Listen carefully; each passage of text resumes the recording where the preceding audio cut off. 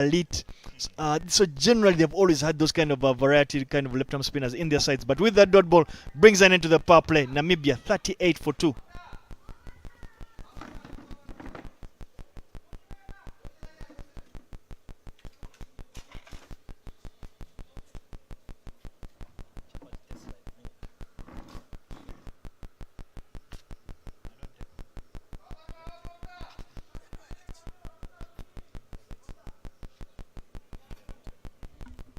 Looking at the highlights there, Sune Vidman was in the mood. She got some early boundaries, made full use of some lackluster bowling. She hit that right through that mid-off region. Then she hit a maximum to follow that up. Half beautiful footwork there. But it's that same footwork that led to her demise.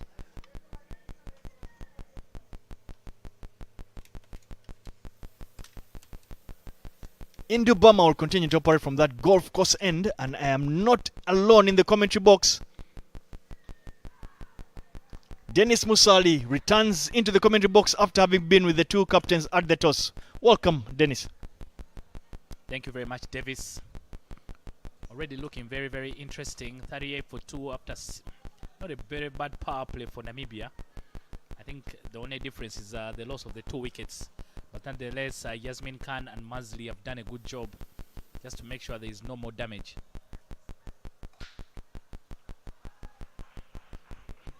Knocked down, thought about a second, but sent back very quickly by Yasmin Khan. The difference between how Snow Whitman had taken off is that these two like to accumulate runs, so they are trying to occupy the crease. They kept knocking the ball around, and with an open field, at least they've been lucky to find the gaps where they can easily pick up the ones and twos.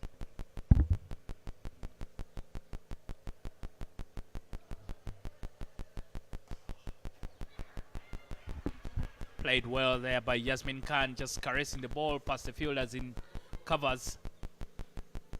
We'll pick up a comfortable double. I think that's what I'm talking about, Davis. So they can easily find the gaps because the field has been spread. I personally think that is actually a good tactic in terms of the batting unit.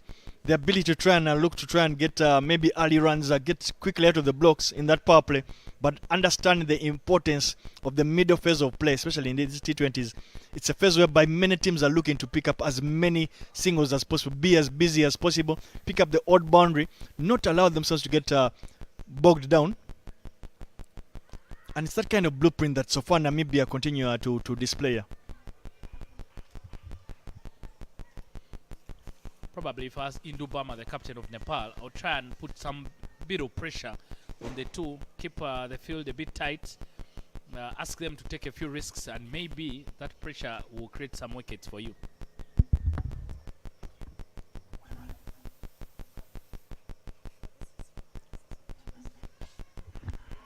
Thick outside edge, and that will race away to the ropes. Boundary to Yasmin Khan. Good intelligent batting here from Yasmin Khan. Recognizes that the third man fielder that had actually been brought into short third, recognizing that was obviously a boundary option, got a wide and full delivery that she made full use of this and just manipulated it to open up the bat to get that much needed boundary in the over.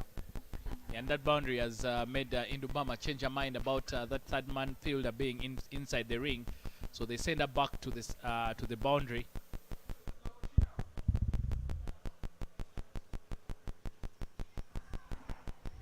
Good comeback delivery from Indubama, draws her length a bit back, and with that dot ball brings an end to the 7th. Namibia 45 for 2.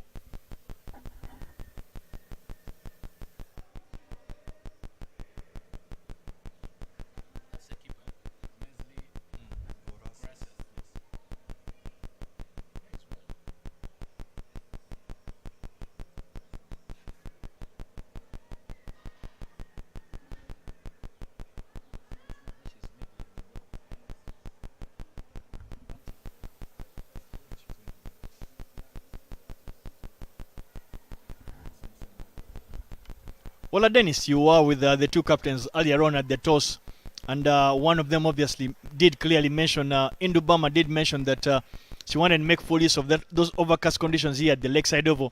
What do you reckon as obviously a person that has played on this ground for so long, what do you reckon the natural conditions at this stadium will be? We're starting to see some sunlight pierce through those heavy clouds. Yeah, really. And I don't know if it was really a very good decision for her to think about the overcast conditions so much, because the forecast had already said that it won't be so much rain today. Should have just backed themselves. Measley caresses that through covers. They'll just get a single.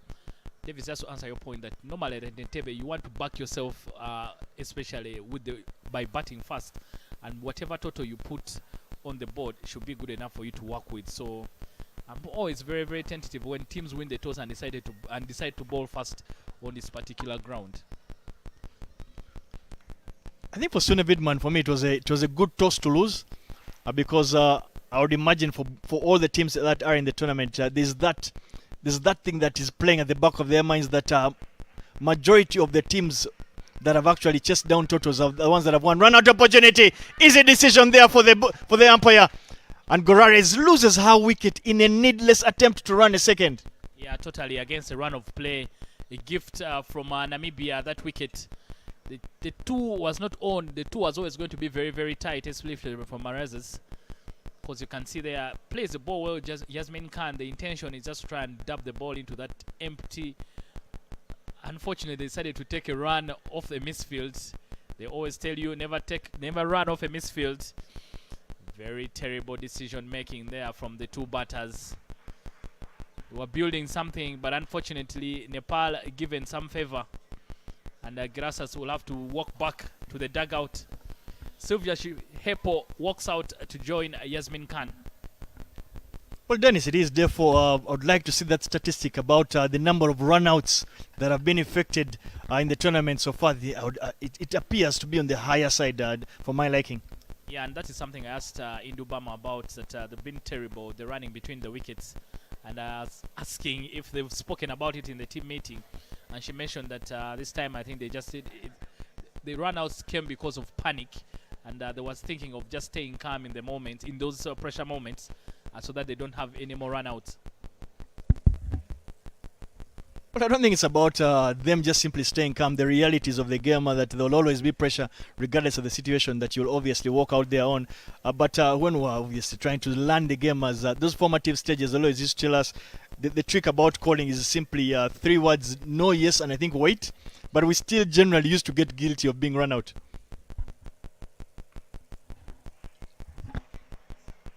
Yasmin Khan continues to chip away, gets 1-2 extra cover, and they'll get a single, which will bring Sylvia Shihepo on strike for the first time.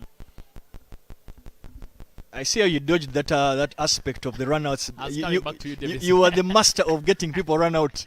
Just say I was a master of getting you run out, not so many other people.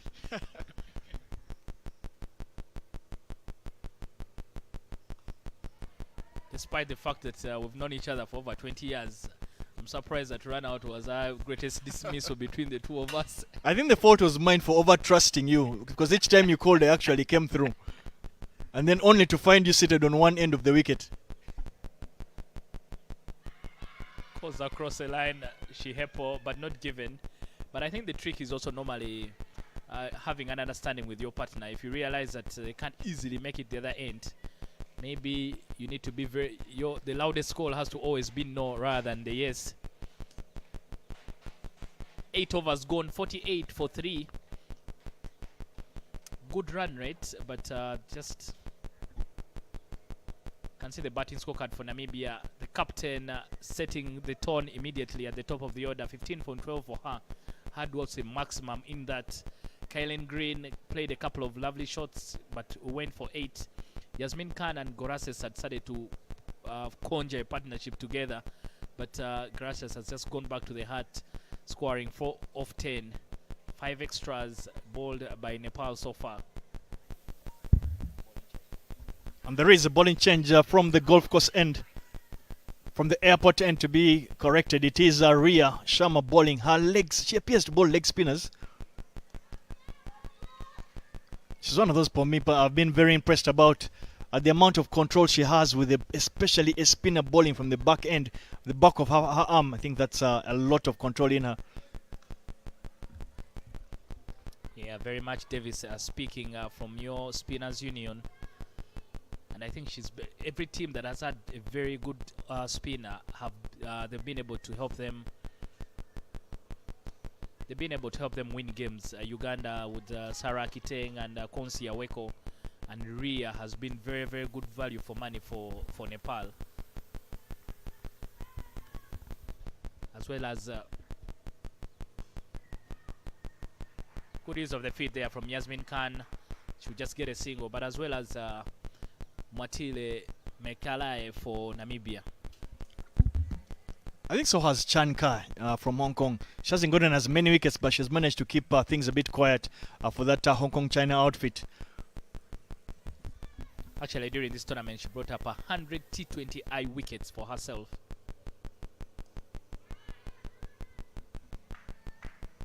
It's been a bit of an inning of two halves. We saw that in the first half of this particular inning, that by the fourth over, there was a lot of intent and aggression shown by the batters, of course, courtesy of Sue Wittmann alongside Yasmin Khan and Kylene Green.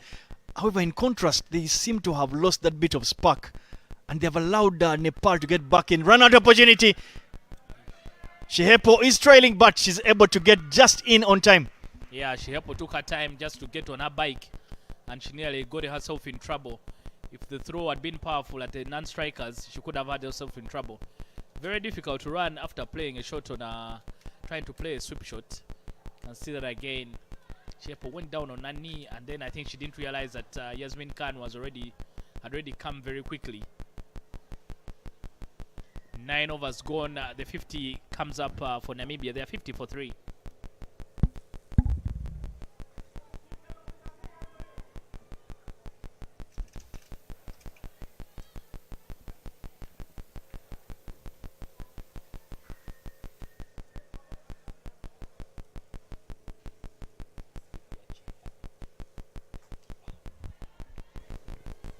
Rachana Kumari again continues to dot. Davis, like you've mentioned, I think Namibia got out of the blocks very, very quickly, but things have gone a bit quiet for now.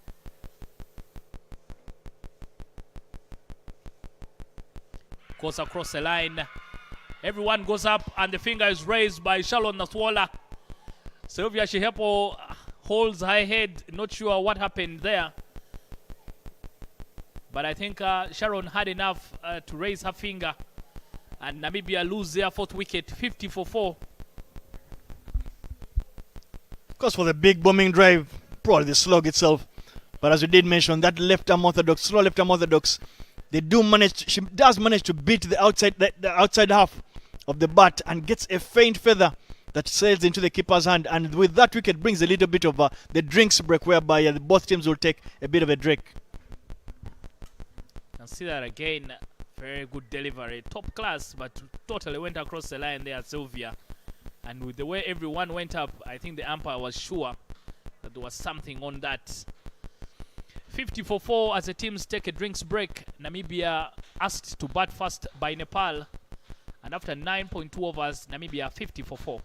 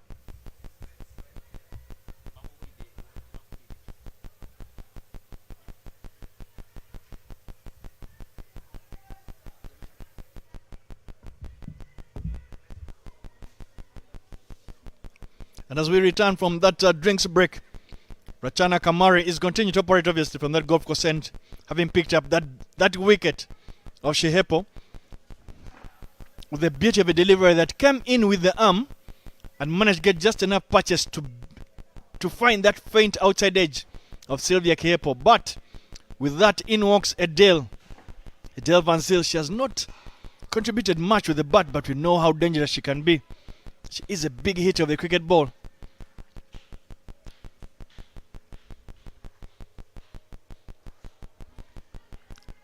Very ball yet again by Rachana, continuing to ask some difficult questions of this Namibian batting unit.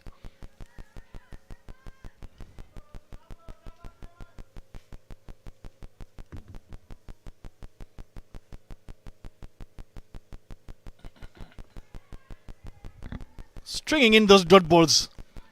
And it's that kind of over that the Nepalese did need. They need to ensure that they can try and keep the pressure on the Namibians, especially if they can keep that wicket column ticking and quickly get into the Namibian middle and tail end.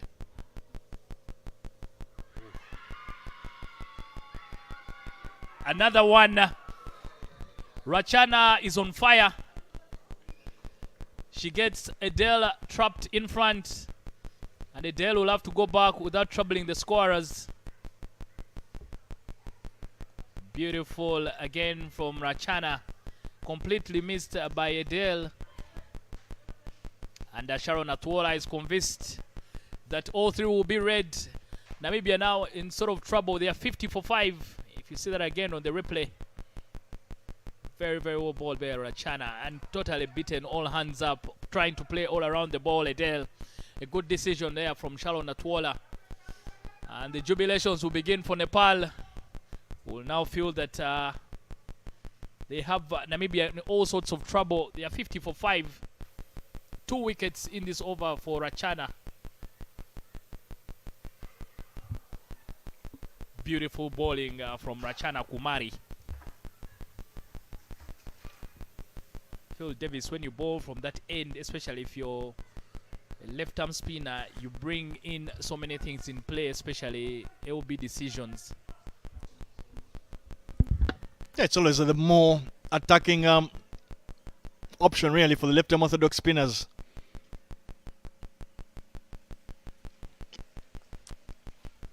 But with that dismissal, in walks one half of the Matiles sisters. The dot ball delivery, it is Namibia at 50 for 5 after 10.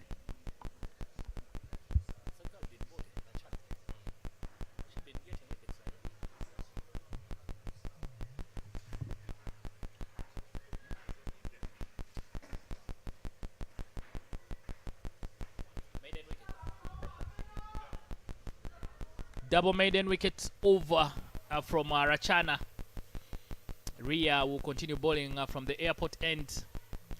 Nepal in the business for now. They've had some very, very close games. 1 wicket win over Uganda. Then on the next day, just falling short by 2 runs against Hong Kong, China. But they've been in the competition. Ranked 22nd in the world. You feel probably in a tournament of 4 nations, Namibia the highest ranked, followed by Uganda and Hong Kong, China. But Nepal have pushed the envelope proper. And they've played some lovely cricket. Ria continuing from the airport end. The responsibility now for Namibia on... completely missed by the fielder. But she's able to catch up with it.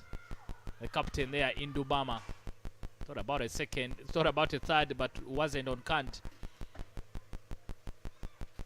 The responsibility for Namibia now on Yasmin Khan, just to make sure she can control the run scoring.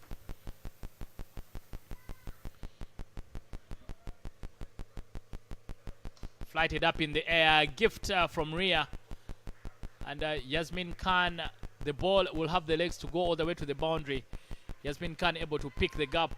No one in that region. A rare bad ball from Ria.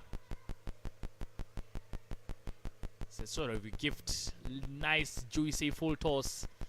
Yasmin Khan just makes sure she puts it in the gap. She's not trying to go for power, but she goes for placement and picks the gap beautifully.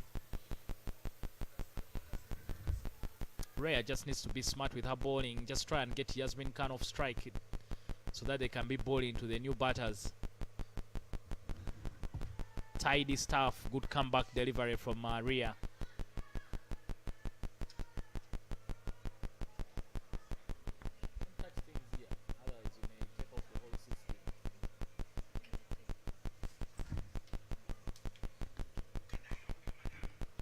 Very well played by Rhea, and good bowling. Very well played by Yasmin Khan, and good bowling from Rhea. She just needs to bowl those balls that Yasmin Khan will just punch them down the ground, get Yasmin Khan off strike, and then bowl to the new batters. The opportunities for them to get wickets are with those that have just come in. We've seen Rachana pick up 2 wickets from the other end, all of them new batters. So as a team, you just sort of make a decision. Good stuff there from Wilka. Matile, she gets off the mark. So the plan as a team should always, especially as a bowling unit, should always be to make sure that you bowl into the new batters who come in. Oh, for good delivery. Nice and flat from Rhea, and that will bring an end to proceedings. 11 overs down, 58 for 5. You can see there Rhea very disappointed with herself. She gave away 8 runs in that over. If you take out the boundary, it could have been a tidy over. 58 for 5 after 11.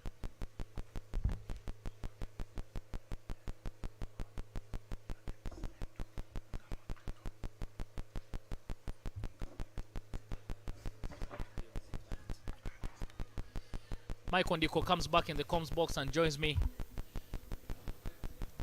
Michael, where do you see Namibia finishing? They're 58 for 5 now after 11. 9 more overs after this. And Rachana is on fire from one end. Flighted up in the air, but too much flight on it. Wilka is able to get it through the covers. Won't go all the way because the ball takes a stop just before the boundary. But at least they pick up 3 runs. Thank you, Dennis. Indeed, it's great to be back, especially now that, again, Namibia is beginning to have a good flow. But yes, I see this. I guess their target could have been about 120. Along the way, they seem to drift away from that kind of trajectory, but I think they are still set up to go for that 115 to 120 runs. However, Rachana Kumari Chaudhry will have something to say about it.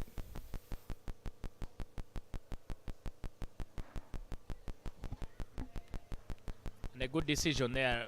This time, Yasmin Khan accessing the extra cover. They didn't put an extra cover for Vilka. That's why when the other shot went through, they were able to pick up a 3. But I think it's always good for a left-arm spinner to be working with an extra cover. Is that odd bad ball that is outside of stump, and they need that sort of protection.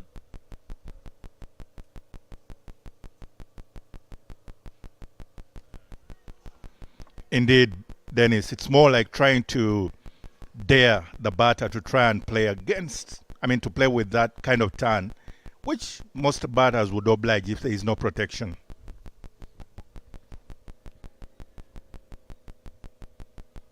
Whoa. Beats everyone and everything. Vilka withdrew from her shot the moment she realized that the ball was going away from her, and that totally confused the keeper as well. Being a wicket keeper, those things are very annoying. You can see that Vilka had shaped up to play a different sort of shot, and she completely deceived the keeper as well. Dennis, it's always a thankless job, but thank you on behalf of the many wicket keepers that are never recognized. Top quality ball in there from Rachana.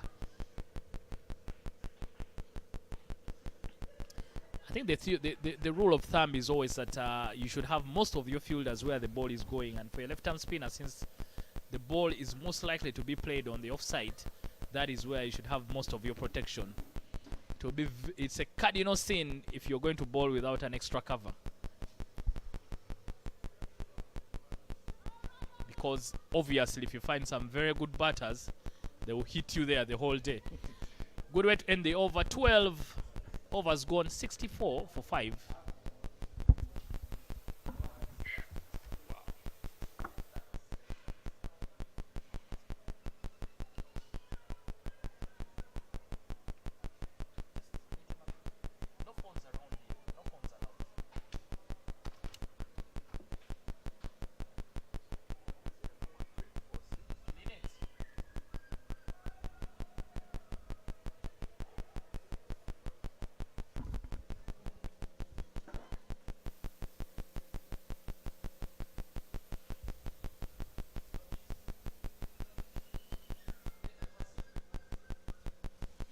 There's a change in bowling there as Rubina will come on from the airport end.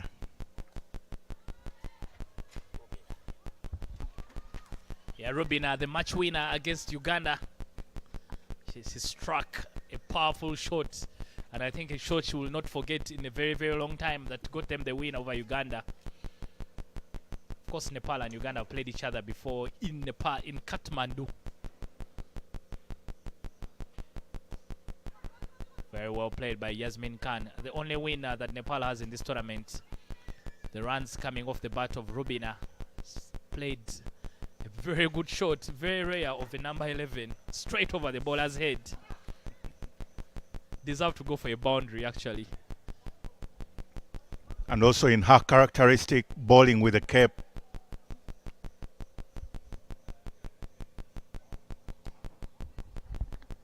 Yeah, clearly a lot of girls are picking up from the West Indies captain Hayley Matthews.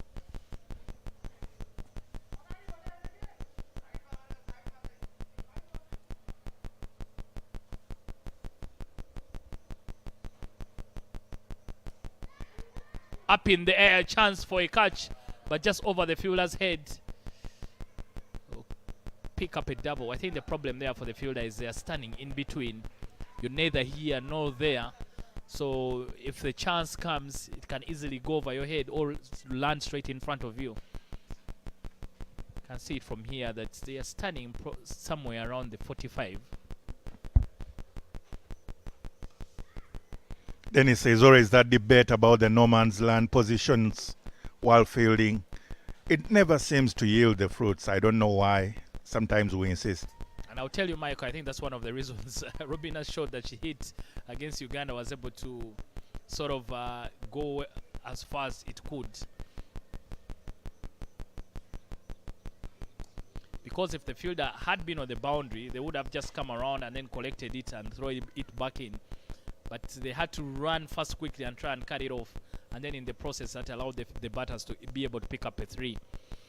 13 overs gone, 68 for 5, and Namibia. Nepal won the toss and decided to bowl first. And that's a beautiful lakeside oval in Entebbe. Entebbe, the administrative town of this country. This cricket oval is not very far from the State House. So Entebbe, very, very quiet and lovely town. You can live here without ever going to Kampala, which is the capital city.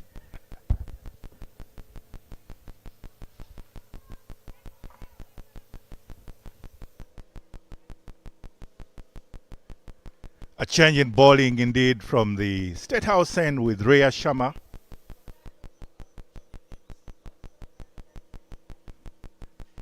Rhea Sharma there changing ends, and it's adjudged that the dead ball. I think there was a bit of some miscommunication.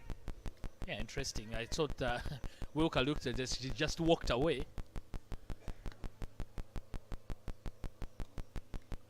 Very well bowled and well played by Wilka.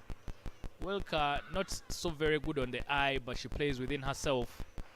And she's able to find those gaps. Well, Wilka Matile there within her rights to walk away in case she feels she's not absolutely ready, but Yasmin Khan showing that she is very much ready to strike that one of the best shots straight over the bowler for a straight drive for 4. Yeah, Yasmin Khan has taken a liking to the bowling of Rhea, but a good use of the pitch, of the feet, gets to the pitch of the ball and easily picks up the boundary.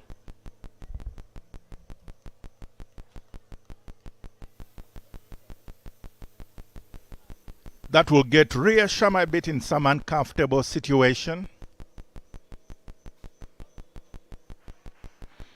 Yasmin Khan, perfect cricket display there. Execution after the boundary, just rotating the strike and making sure that the partnership is building and growing. In the process, that will bring Vilka Mwatile back on strike.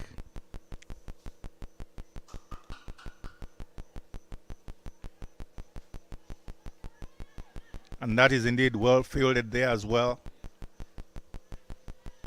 by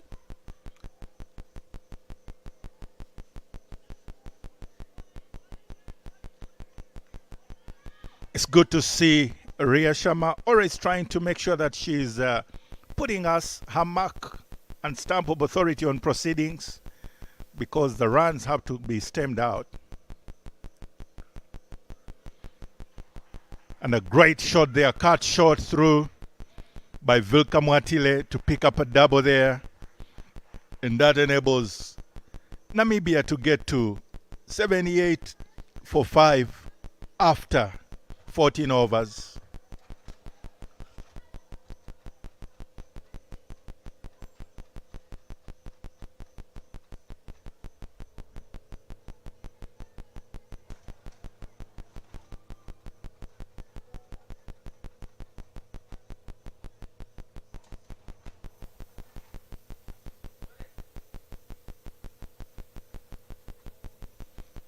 Beg your pardon there, it was a turn to 76 for 5.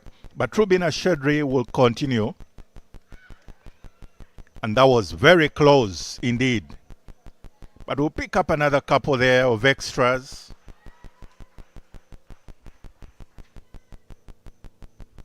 Buys is the call indeed. It's good to see in this little passage of play in the partnerships there of bowling of Rubina Shetri and Ria Sharma, making sure that Namibia doesn't just stray off and take the day in terms of their batting tally, trying to make sure that they keep a bit of a quiet proceeding process in this particular passage of time.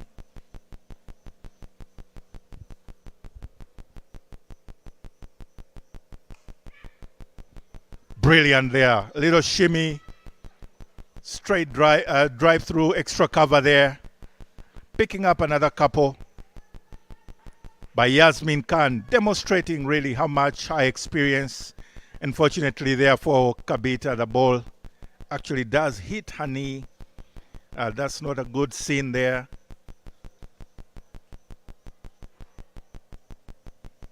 Rather, Kadka there, the opening batter. And there will definitely be intervention from the physio and the medical staff, giving Yasmin Khan the much needed breathe and break there to make sure that she takes a bit of water, probably recuperates a bit. But everyone, players there running, you may not see it in your images there in the camera, but everyone running to see what could really be happening to Kadka, because that was really a very painful hit onto the knee. Thankfully, there is a medical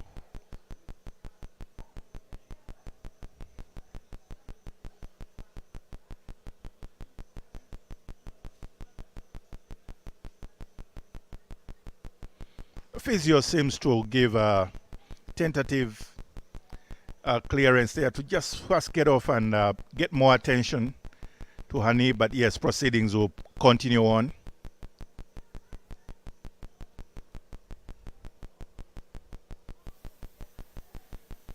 With Yasmin Khan and Vilka Mwatile continuing to take home the team Namibia, the Capricorn Eagles, making sure they soar higher than ever before in this particular tournament. And Bindu has to come on as a substitute fielder there for Kadka.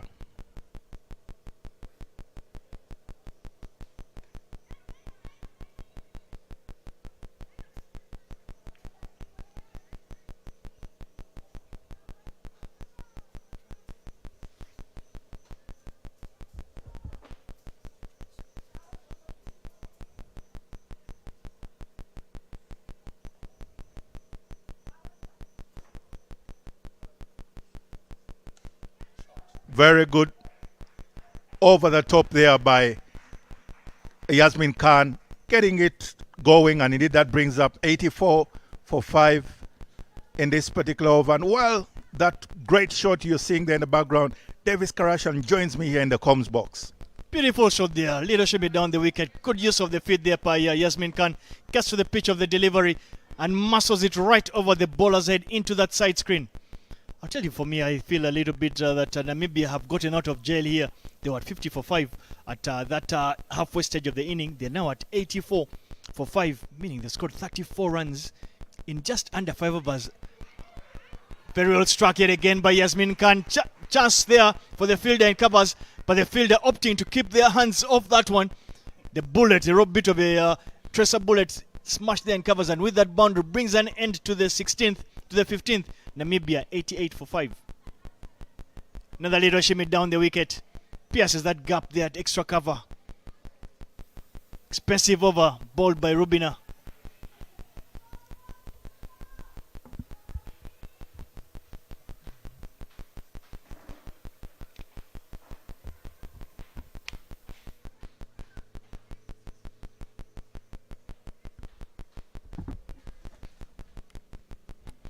Davis, you mentioned about this little partnership that has grown into a really huge one now, worth 33 runs already between Vilka Mwatila and Yasmin Khan, and they seem well set to go.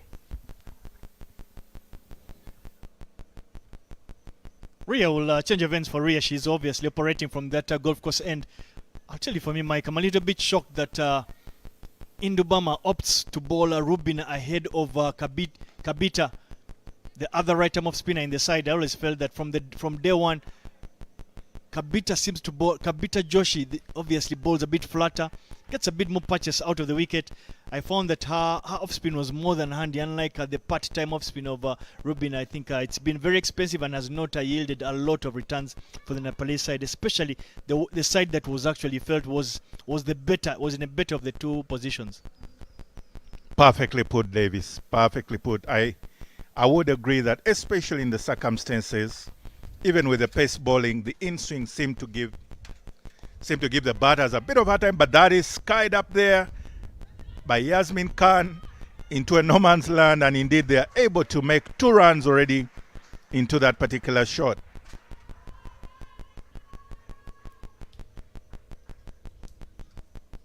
Well, it is match day number 4. We're yet to see a half century scored by an individual player in the tournament. Yasmin Khan is on 43 or 42, so she's just 7 runs away from that small little individual milestone.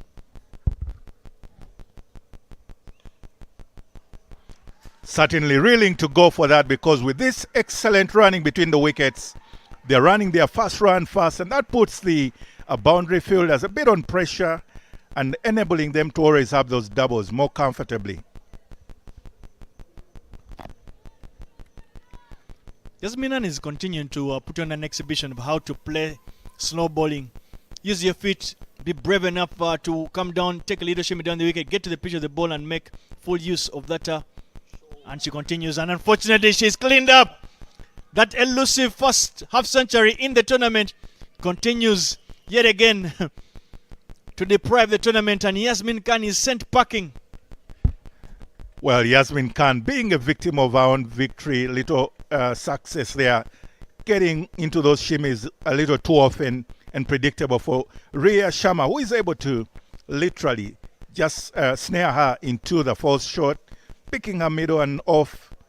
And that has Yasmin Khan walking back to the boundary, while Mwatile will join her sister into the middle. And right now, Namibia, that is in your replay, they are picking up the middle and off. And that is the end of Yasmin Khan. But Vilka, Mwatila and Mekalai walking on as we see the Nepalese support there. All pensive at the moment because of the proceedings. As you see, Namibia already at 93 for 6. But altogether, it's a game well poised.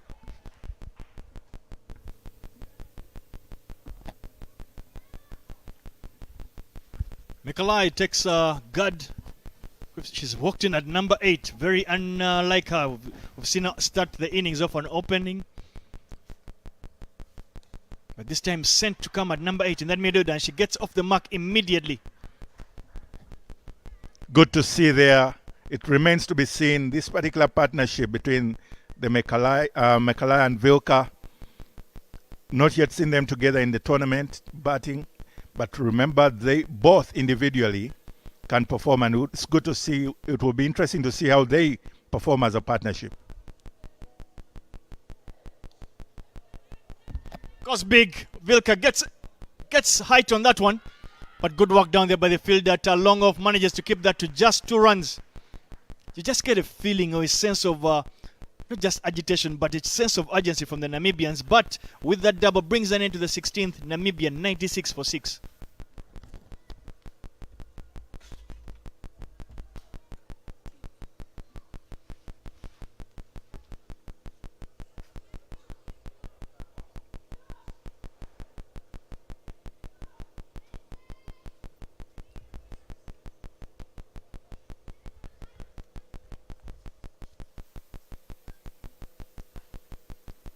Earlier on, I was imagining a score, a target by Namibia of maybe 120, but as things look right now, I imagine they would really shave in about 130 to 135.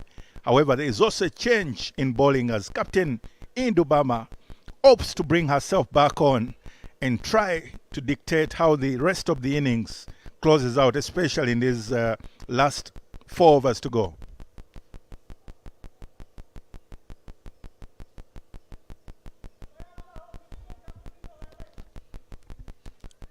Big 24 deliveries left in this inning. More often than not, these are times when many teams would want to pick up as much momentum as they go into that innings break. That's very well struck down there at extra cover. They look to try and... It's a bit of a touch. You felt that they might have tried to get a second, but they opt otherwise.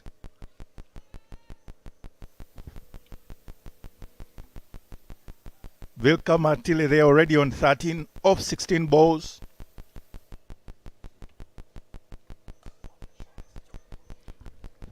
She goes indeed for the big extra cover drive there over the top. 1 bounce for such a brilliant shot from Vilka Martile. Very well struck there by Vilka. Goes for that inside out. Not too many batters really out there have the skill set to actually play that shot right over that cover region. But she does that excellently. Gets her basics right in line. And you just get a feeling that that brings up that 100. The Nepalese bowling attack being put to the sword.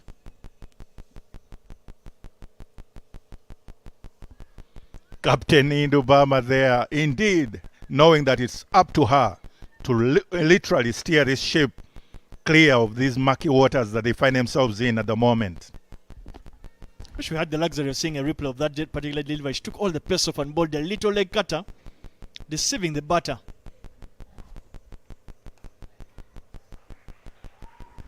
Another pace off there by Indubama, recognizing and realizing that the batters at the moment in Vilka and Mekalai will definitely look to utilize the pace on and go over the top, especially in these last couple of overs to go.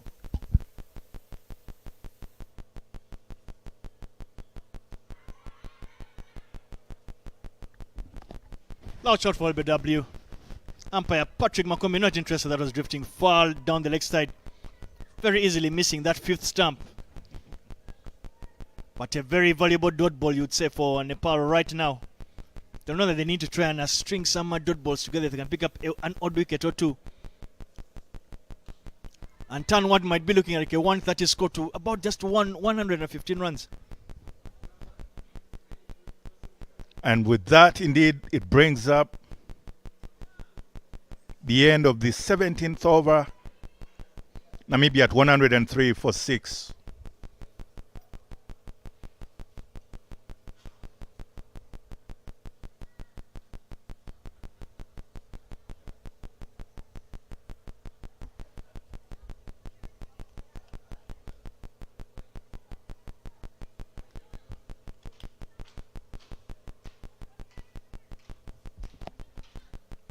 There is a bowling change from the golf course end. Ria Sharma takes a break. And Indubama throws the ball to the experienced Ishwari Beast. She went for quite a bit too many in her first 2 overs. Should want to obviously pick that back. I'm a bit surprised that Pooja Mahota has not yet had her second spell. It seems that she's been one of the better bowlers in this Nepalese bowling attack. Indeed, Davis, a bit of murky waters there, as we say, but interesting there is how also the batters are taking their stance.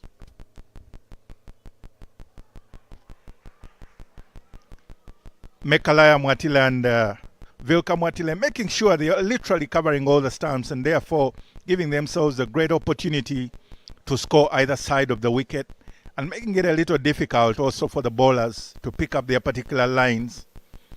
As in that particular case, Mekalaya succeeded in picking up a double there on the offside.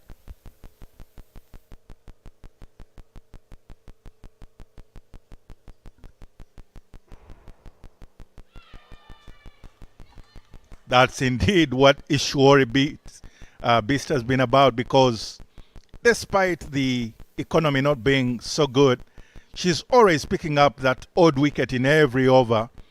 Good change there in pace, just to beguile Mekalaya, who wanted to really go across the line, as you can see there in that image. As she goes across, the ball is not yet there and picks up her middle stump. Slow delivery, as you did see.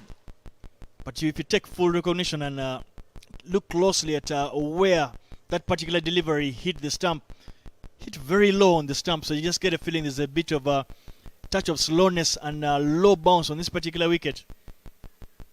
Will be something for the teams, the rest of their teams actually take full recognition of, and perhaps look to line up their bowling attacks to try and take as much pace off as they come to bowl. But with that dismissal, in walks Arasta at number 9.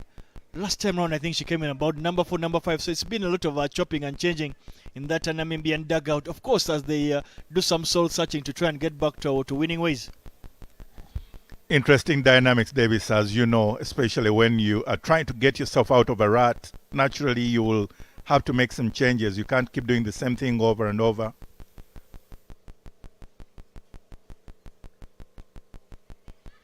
Oh, that is another close one there with an inside edge. Speaking of getting yourselves into a rut, I want to throw one of those jaffas at you, Mike. It's welcome. Obviously, you know what the highest mountain in the world is. That one you obviously know. So I just want to pick your mind on which countries literally share the same border, but also have presence of that mountain in their country. Which 3 countries share that mountain? Wow, that's a good one indeed. It's a rat. I hope I wish Dennis was nearby. He tends to be better at such things. There don't have to be 3 countries actually. There are just a number of countries that actually share that physical feature. It's a big physical feature. One of those countries makes a lot of money through tourism. A lot of tourists go to that particular country to climb that particular mountain. So it's one of their biggest physical attractions. Unfortunately, I would love to do a bit of some revising online. I mean, right here in the broadcast, but I had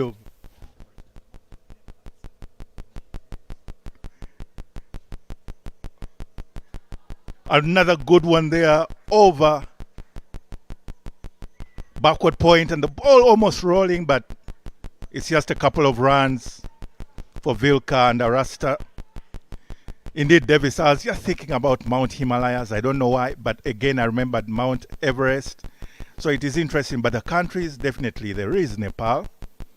And there has to be India, definitely close to it. So again, oh yeah, and definitely it is China. Interesting. Almost all of them are represented except India, in a way, in this tournament. But that brings up 108 for 7 after the 18th over.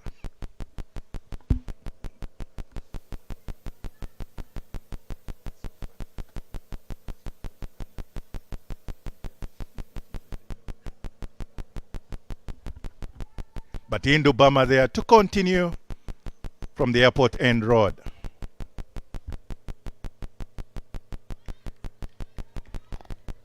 Starts off with a dot ball delivery.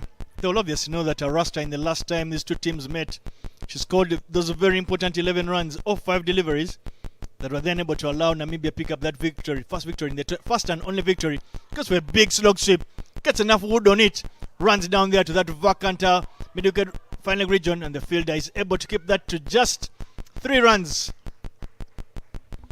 Gutsy shot there from Arasta because she had to literally get down on her knee. But that brings up also the Nelson Davis. Very famous umpire used to stand on one leg whenever it got to Nelson scores in cricket. Leg by deliver, leg by there, they scamper through. Easy pickings. Mike, I'll not ask which umpire it was. Why not? But again, I want to pick your brain. Done any mountain climbing ever before? Apart from Weary Hill, I don't really see myself on any high mountain higher than that.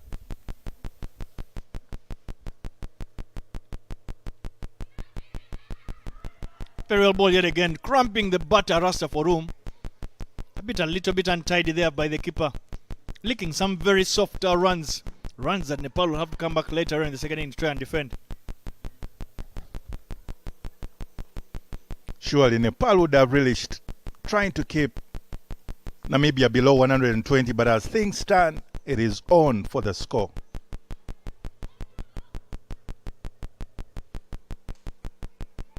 Indeed, almost a nothing shot there from Vilka. I guess she tried to really hit that so hard, but it was a juicy full toss. However, with a little shimmy, made the picking up of the ball a bit harder as it was dipping into her.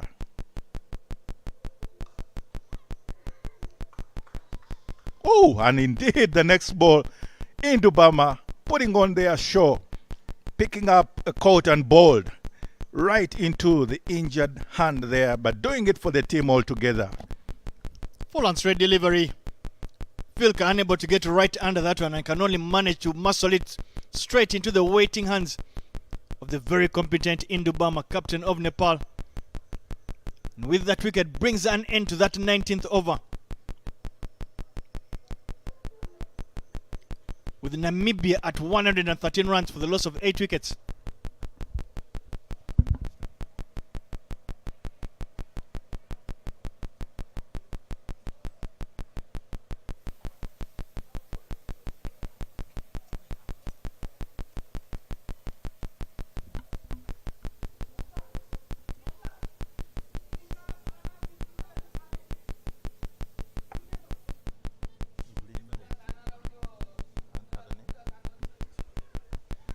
And with that, we have Evelyn walking on to the middle in position number 10.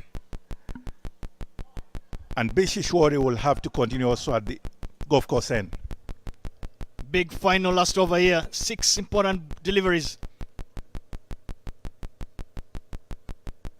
Of course, for a big slog, but all the pace taken off by Ishwari Beast, making it a lot more difficult for Arasta to try and ramp or even play that big slog sweep that she does possess. But more important, look at where she's standing.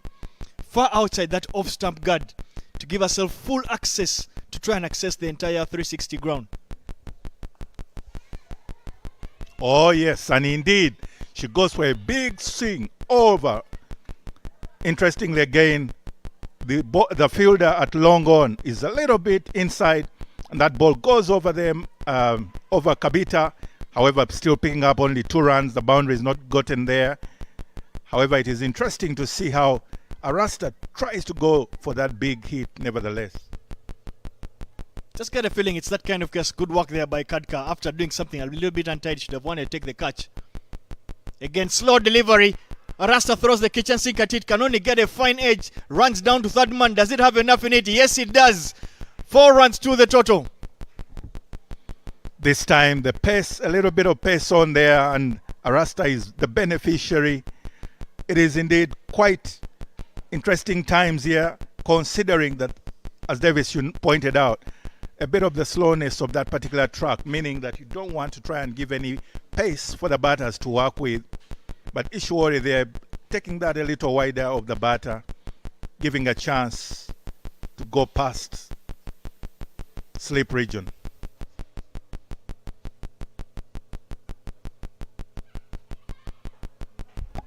Yet again, work to do for the keeper. Keeper unable to hold it in. Work for Rachana down there at third man. Chance really, you'd say. It looked like it was drifting down the leg side, but Arasta got some a bare bit of a glove in there. Chance dropped really by the wicketkeeper there, and he could have saved that team 2 runs. Indeed, it looked like actually it was already in Roma's hands, only to realize it was just past her. But that brings up the 120 psychological total.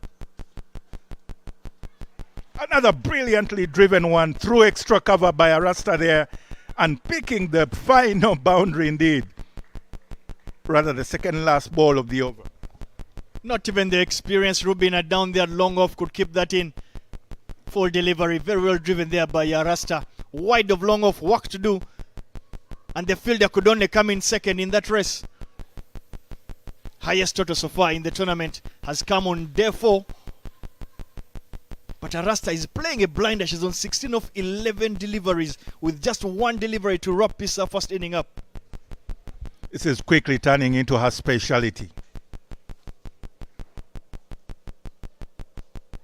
Jumping out there, big shimmy, but the ball is just dances past it and it's a dot. A bit of an anticlimax to the end of the over, but nevertheless, those 10 runs, those 12 runs in that last over has turned the equation over indeed for Namibia.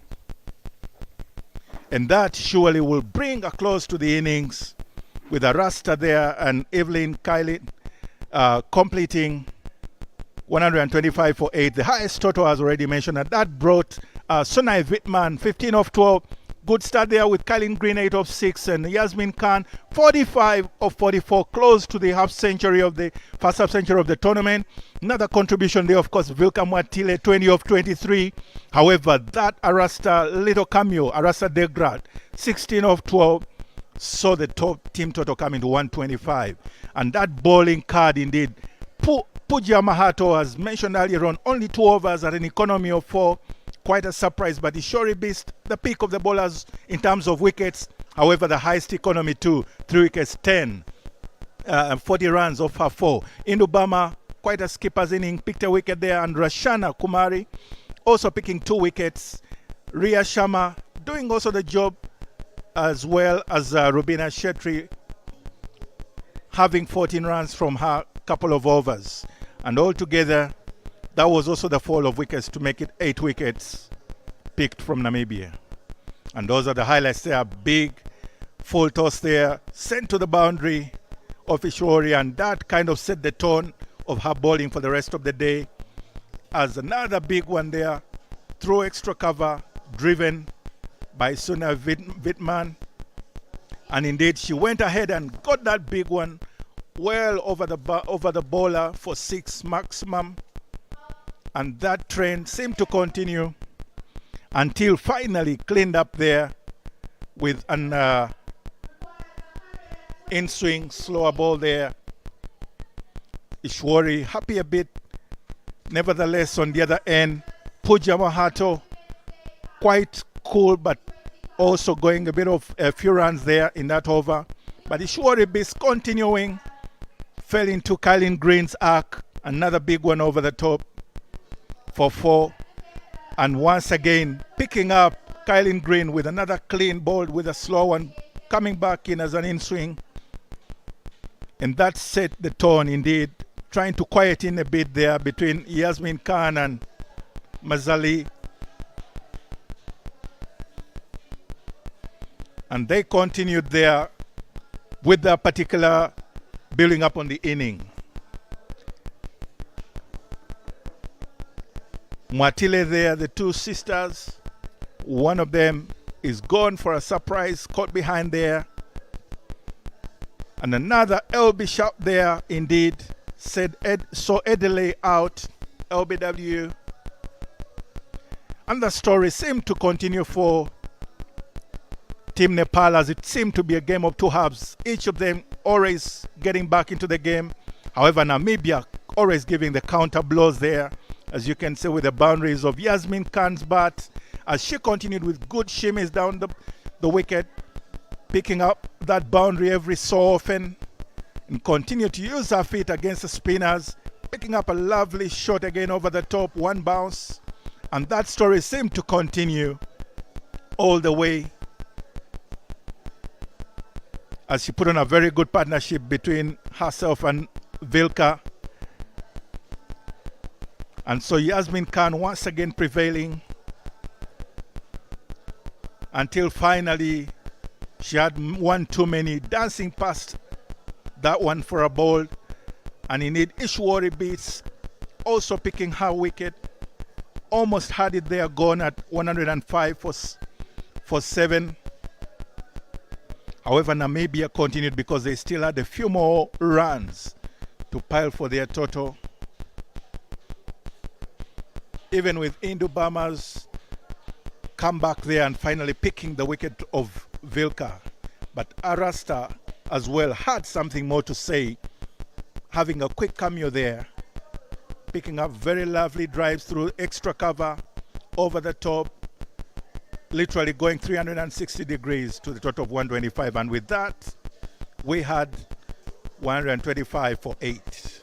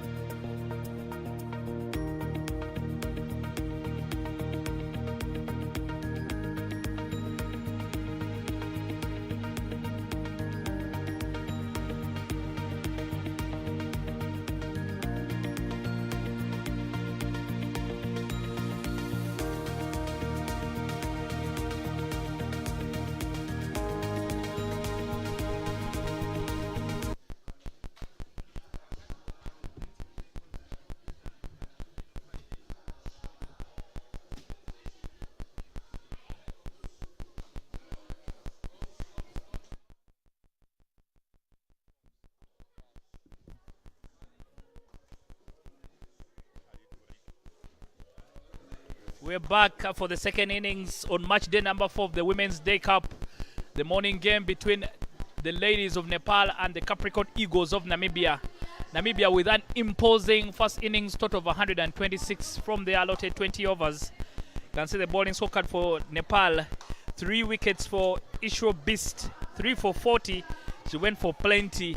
But Rachana, the standout bowler, most definitely 2 for 9 for her, now quarter of 4. And Ria Sharma with a wicket as well. 11 extras bowled by Nepal.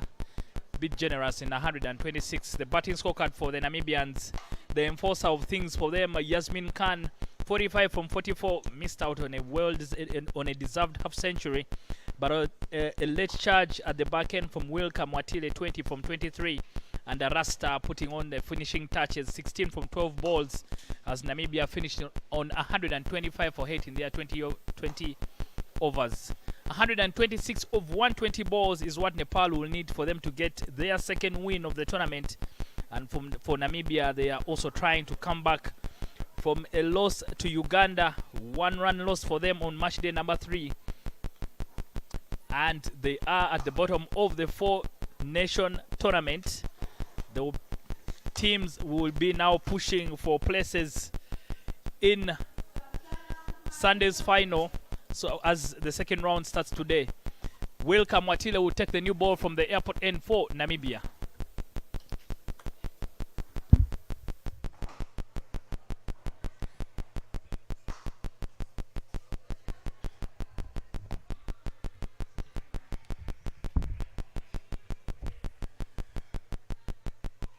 Dot ball delivery first up from Wilka Mwatile. She is up against Samhana Kadka alongside Sana. It was an opening duo that did very well for Nepal in that picking up that victory against Uganda. Because for the big booming drive, unable to get much needed do to it, can only get an inside edge, which runs down to that final region for a single. You just get a feeling that Namibia, having posted the highest score in the tournament so far, they will know that it's not yet over, because they previously had posted the highest total in the tournament, I think 115 runs, but that total was chased down by Hong Kong on the back of Bibi, who played a blinder of an inning to finish the game off with 2 maximums. So Namibia will not be taking this 125 lightly. Big swinger there from Wilka Mwatile. Easy decision for the umpire, a bit too high and drifting down the leg side. Looking at that beauty shot, we are at the Entebbe Cricket Oval. Leg side oval here in Uganda. The tournament, the Women's Day T20 Cup, 4-nation tournament between Hong Kong, China, Nepal, Namibia and the hosts Uganda.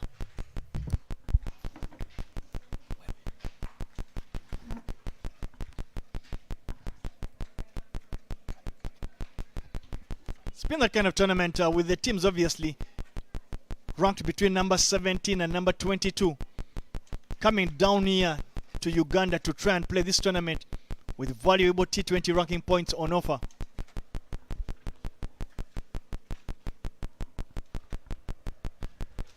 Davis, I think every team would want a player like Wilka Mwatile. She can hit a long ball and she also opens the bowling. It's very valuable how the game has changed now that your opening bowler can make a contribution with the bat as well. It simply is literally, as you said, it speaks to the evolution of the T20 game. See, at least 2 of the sides in the tournament have those kind of all-rounders. Mwatile for Namibia, Puja Mahota for Nepal. They have those big all-rounders that open the bowling but are more than handy with the bat in hand. One of the few bowlers I've also seen, Wilka and Puja, who can really swing the ball, get some sort of shape on the ball. That doesn't make it very, very easy for the batters to put her away. Just a 1 run in the first over, 1 for no loss, Nepal.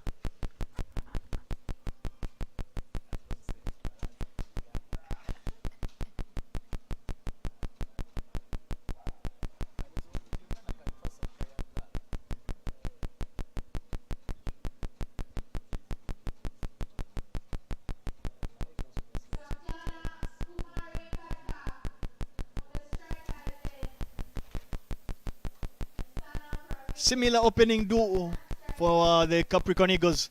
Kylian Green opening from the golf course end. No surprises, but she'll be up against Kadka. Kadka, who has been one of those very positive batters in the tournament. She's yet to get big runs, but we did see how quickly she likes to get out of the blocks.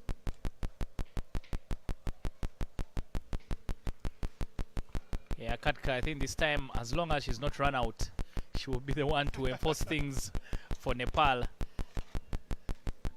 Kadka, a name that, of course, the Nepalese fans will only be hoping that can continue to bring a lot of delight. Plays a big sweep shot, but unfortunately for her, the fielder is in the right position and keeps it to just one run. Yeah, clearly, Davis, I think you can see after 3 match days, the teams have started to know each other. So they know where to put certain fielders for certain players. Immediately, they've deployed someone there at deep mid-wicket just to make sure they cut off that boundary.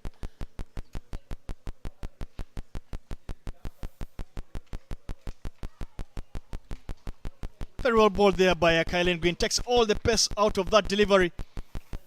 Pitch of a delivery. Gets patches, turn and bounce there. Sun unable to do much with it. Yeah, Kylian Green also very, very handy with the bat shop and the batting for the Capricorn Eagles today. Has got 8 runs. Tries to go big. Ooh, just fell short of, just fell in front of the captain, Snow Whitman. I think the captain got caught in 2 minds there. She thought about going for the catch, but then realized she won't get there in time. This gives away the extra run, but good commitment. Namibia with an imposing total of 126, the highest so far in the series.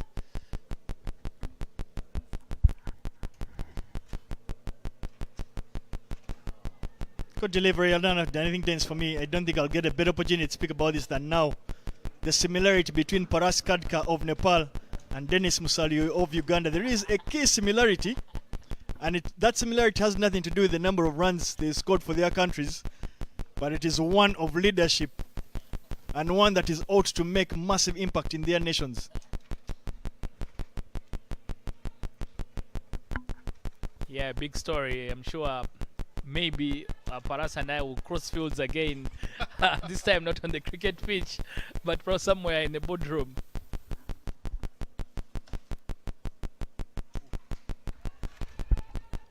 Helped along by Sana.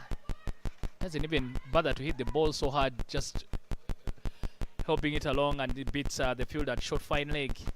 The outfield today a bit much better. The ball is sort of racing to the boundary. It's raced to the boundary in a couple of times in the first innings.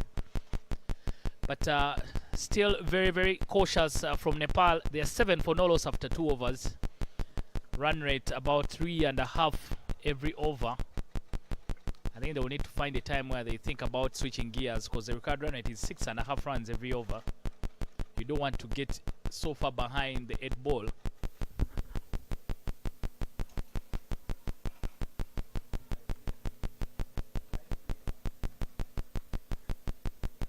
And to no one's surprise, Vilka Mwatile will continue to operate from that airport end. She'll be up against Kadka. Should be a good contest.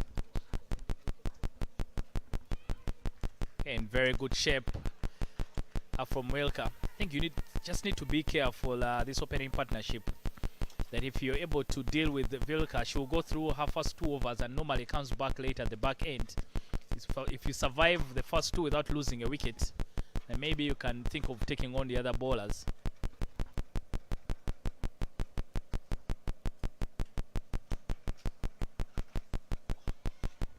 Very, very good shape from Vilka.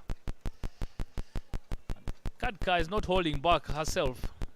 I think she's waiting for one in her zone, and she'll go after Vilka.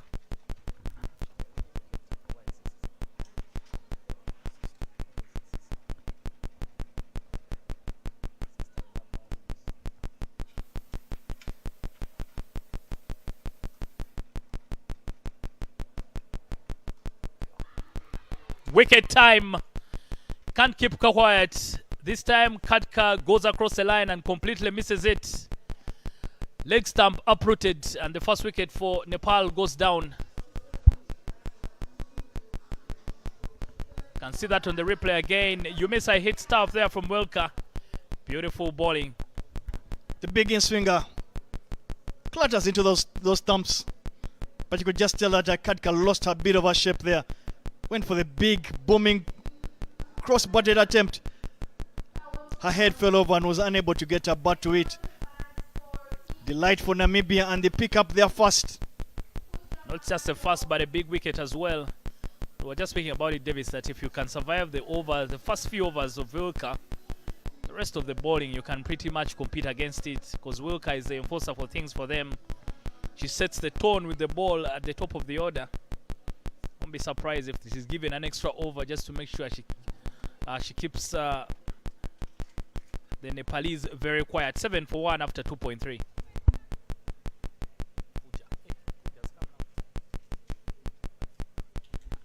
Yeah, and in walks Pooja Mahota. She started off in the tournament basically as an out-and-out opening bowler, but she's continued to make a name for herself. She's now started to bat at one drop. Just having a look at her throughout the tournament, she looks like she has a very good compact technique. Very tight. She's been very handy on the front foot, but it's also very good as well on the back foot. She likes to take those little shimmies down the wicket for the spinners. So for me, I think she's fitting that role as a three-dimension cricketer for Nepal in batting at that role at number 3.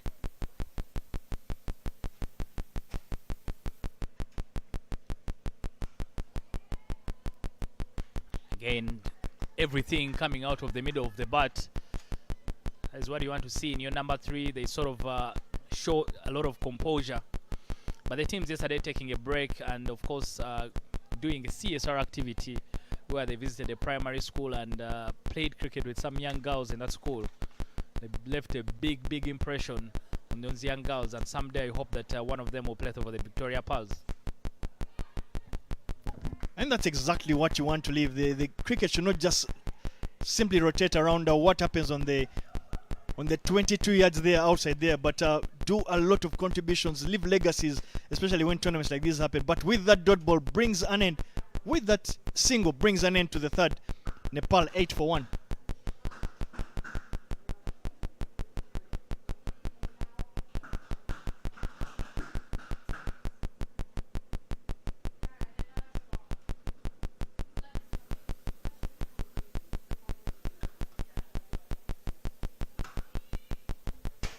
And Kylie Green will continue to operate from the golf course end. She will be bowling up against Pooja Mahota, who walked in at first one drop. A position that Nepal have had some very good number 3 batters for them. In particular, Janendra Mala used to bat at number 3 for them and did exceptionally well.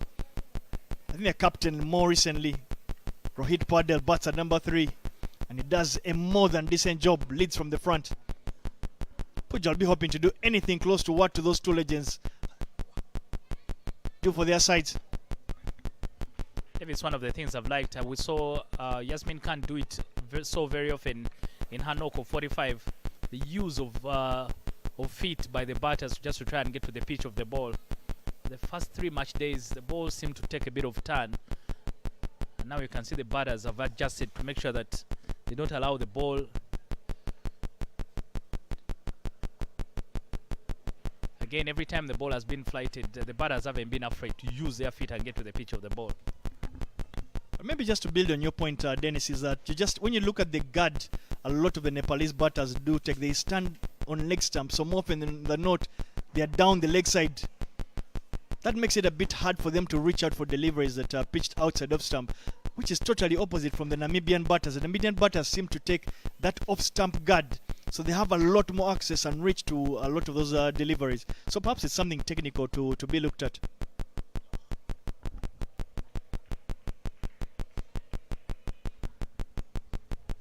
Very good bowling from Kylie Green. Son, I think, is one of those that played in that recent Under-19 World Cup for Nepal.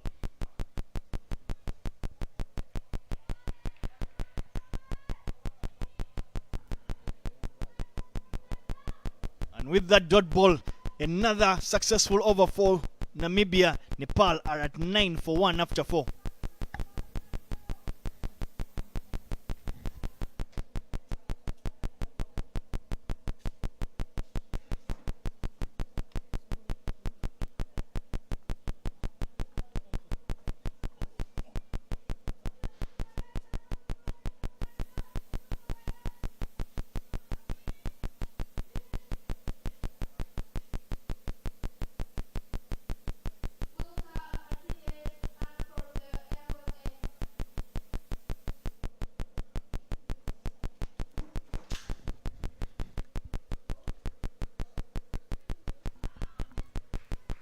Beautiful in swing ahead again, unable to get that red where she might have wanted.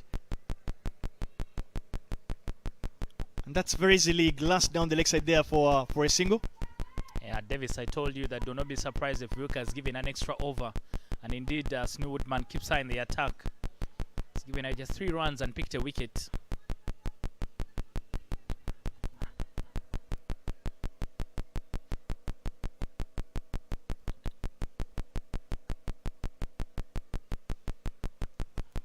So, thick outside edge. Oh, beautiful commitment. Body on the line for her to cut off that boundary because it was racing away. Goes for big bombing drive, but yet again not getting in line because she stands up. Look at that effort. Big boot there. A lot better than the footballing skills on display last night by Liverpool in the Champions League. Yeah, Liverpool catching a straight bullet there from Davis.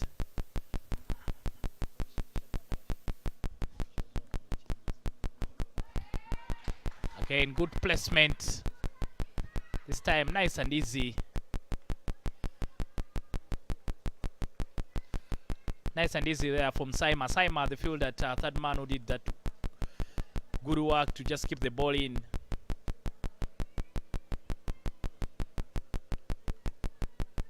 $11 for 1 after 4.2 overs. Compared to Namibia in the power play, they had 38 for 2 after 6 overs. Nepal is 11 for 1.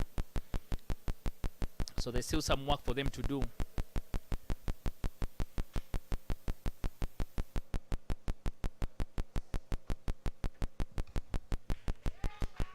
Okay. Farewell clip there of the putt by Apuja. Davis, you're asking me about this ground. It's also a very big ground, so you have to do a lot of running between the wickets. If you can be able to punch the ball in those gaps, it's very, very easy to pick up doubles. So sometimes if you can't find the boundaries, you can't pick up those 1s and 2s. Well, speaking about the ground, of course, to those that are not at the Entebbe Cricket Oval, the beautiful Entebbe Cricket Oval, luckily for us here is that the sun has started piercing through those clouds. And that breeze is no longer as strong as it was in the morning. So we should be able to have a full day's cricketing action on match day number 4 of this Women's Day T20 Cup. Later on, obviously, we do have the home team Uganda taking on Hong Kong. Top of the table clash there. 2 teams that have picked up 2 deliveries and have lost just 1 so far in the tournament. Sort of call it the match of the day. What a shot. Good use of the feet. And that should race away to the boundary. Has good pace on it. But once it came off the middle of the bat, it was only going to go one way from Puja. Good leader Shimi comes down the wicket pretty early. Gets right under that one and hits it to the safest place on the ground over the bowler's head. Beautiful one there. But with that, boundary brings an end to the over. And after 5 overs, Nepal are 21 for 1.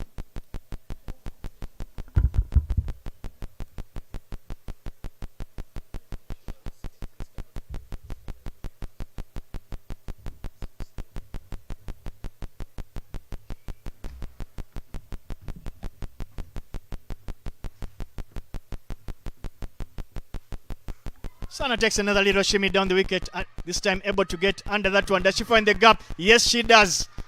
Back-to-back boundaries here for Nepal. You just get a feeling they have no option but to put their foot on that accelerator. That pedal has obviously gone down. They know that they need to keep as close as possible with that required rate. Now looking to touch that 7 mark. The replay there takes a little shimmy.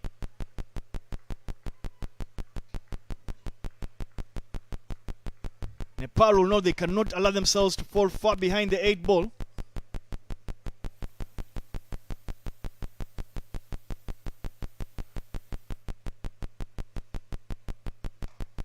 Another one down the ground. Goes for a sweep shot. Hits that very much in front of square. Work to do for Sylvia. And she keeps it to just 2 runs. There's a bit of delight and excitement in the Nepal dressing room. It appears that the instructions are pretty clear from the dugout that the batters need to put their foot down and get the run scoring going.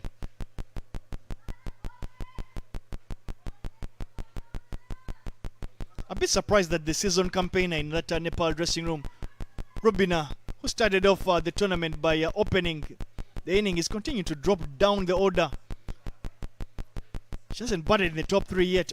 In a game you felt that Nepal would have really needed her to actually put her hand up and do the job for her team, rather than look to bat a lot lower in the order.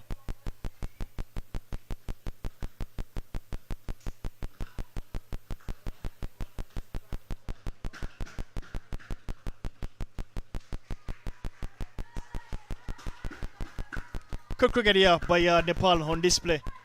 Following up those boundaries with picking up odd singles, rotating strike, keeping as busy as possible.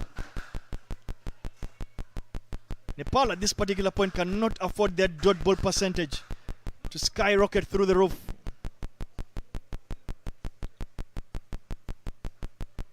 It's ball down the leg side and it gets the treatment it deserved. Puja manages to pull that to that vacant fine leg region. Celebrations there by the Nepalese fans there in your frame. Big over that Nepal did need to get their run chase going. Pierced that gap beautifully. Short delivery.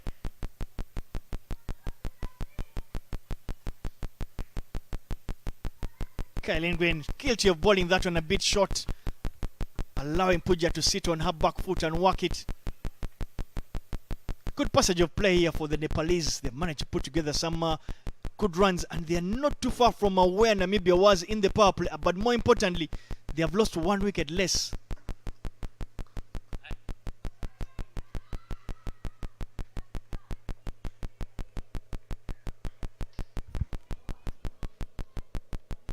Fine off of the power play. Nepal starting to up the ante a little bit. 11 runs in this over with the ball to go.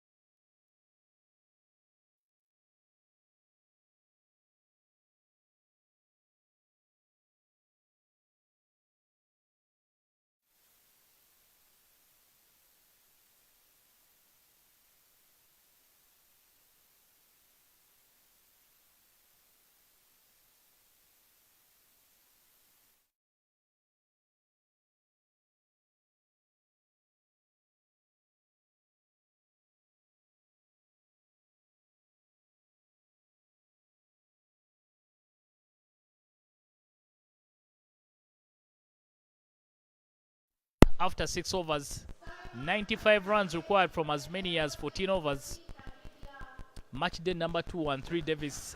Very close finishes on those 2 match days. I don't know if match day number 4 wants to give us a deja vu of those 2. I think out of the 6 games that have been played so far in the tournament, it's only one game that perhaps did not really go to the wire. That fixed the first fixture between Hong Kong and the home nation Uganda. But other than that, the rest of the teams and the fixtures have served up some pretty exciting games. It appears like we might be in for yet another classic in this one. And there is a bowling change from that airport end. As Vilka takes a break, the youngster Saima is being tasked to try and build some pressure from that end.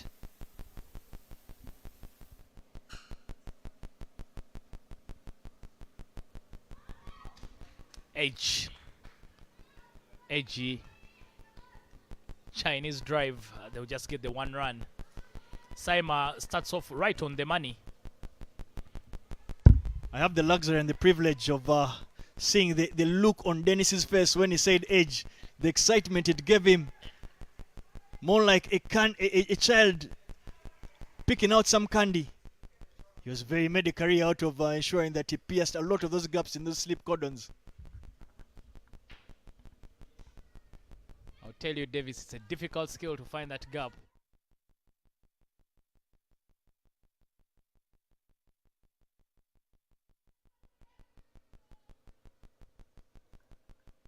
And of course, like you mentioned in the afternoon, a big clash coming up, top of the table. Hong Kong, China taking on the hosts, the Victoria Pearls.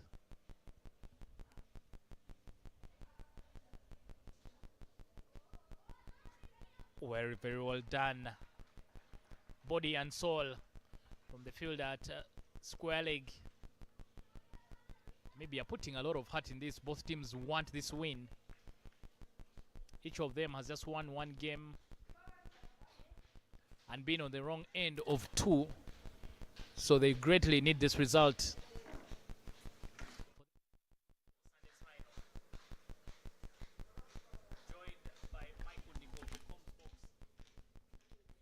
Thank you, Dennis.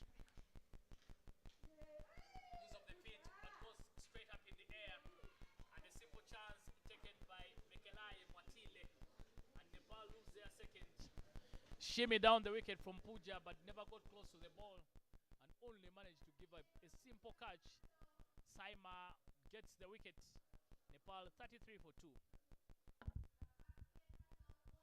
Good change up there from Saima to her Delaney, making sure that she doesn't put it there within the arc. And indeed, that meant that it's just hit within 15 yards and a very easy catch there, but a wicket, much needed wicket for Namibia.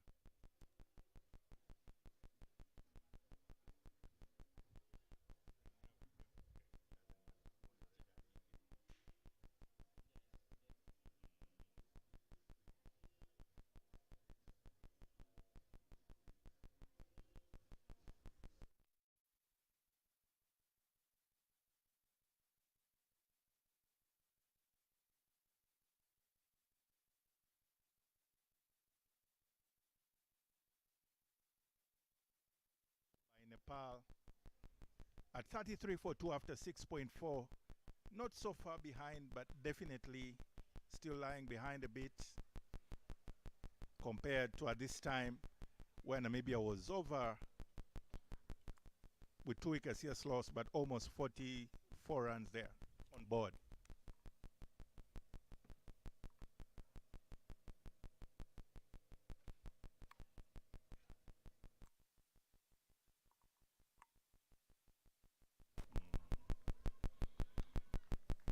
Another great delivery there by Saima to Alemi. Saima making sure that Indubama doesn't get an easy introduction into this particular inning.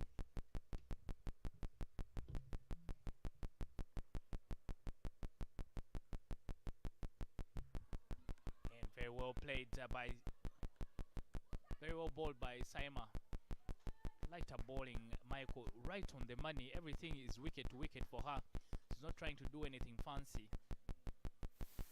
7 overs gone, 34 for 2, and Nepal.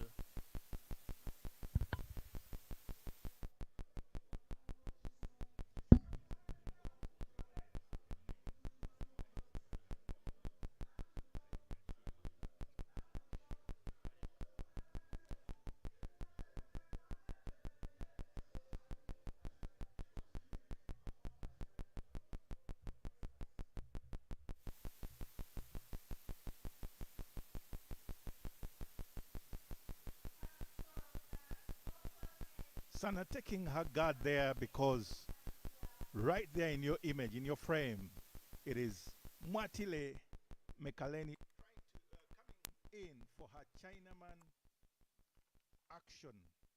Very interesting and exciting bowler. An introduction there.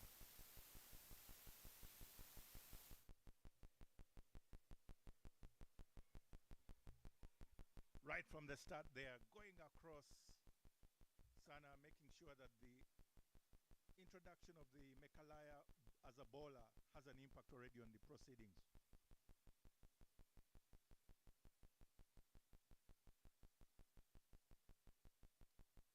Misfield, as a bowler, they always tell you, especially if you're a spinner, that a lot of balls will be hit back to you, so you should be a good fielder as well. But Mekalaya Mwatile, the leading wicket taker in the tournament, very rare to see a left arm spinner bowling from left arm over the wicket. These days, a lot of them prefer to bowl from left arm round the wicket.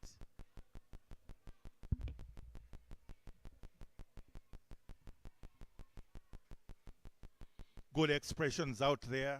Innings quite well poised.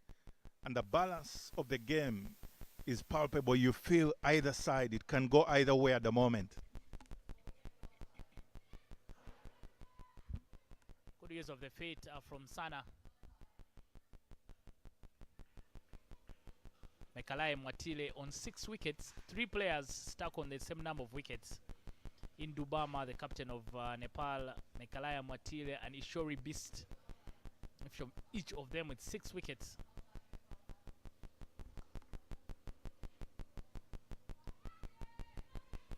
Down the leg side, extras. Some work to do for Evelyn. But she's able to find it and carry it off. Just pick 2 runs. Tucked away there gently by Captain Indubama. She would have felt probably wanting to make better connections as she gets a boundary, but she'll settle for the couple of runs.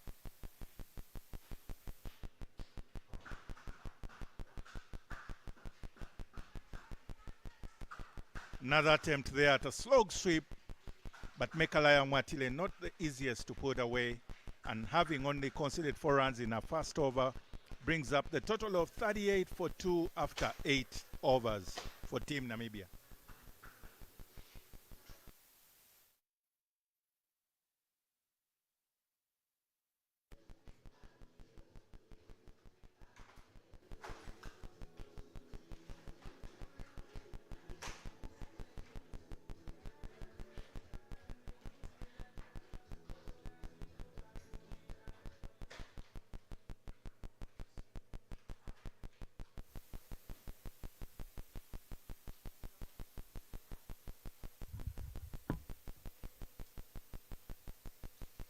Saima to her Delaney continuing from the airport end.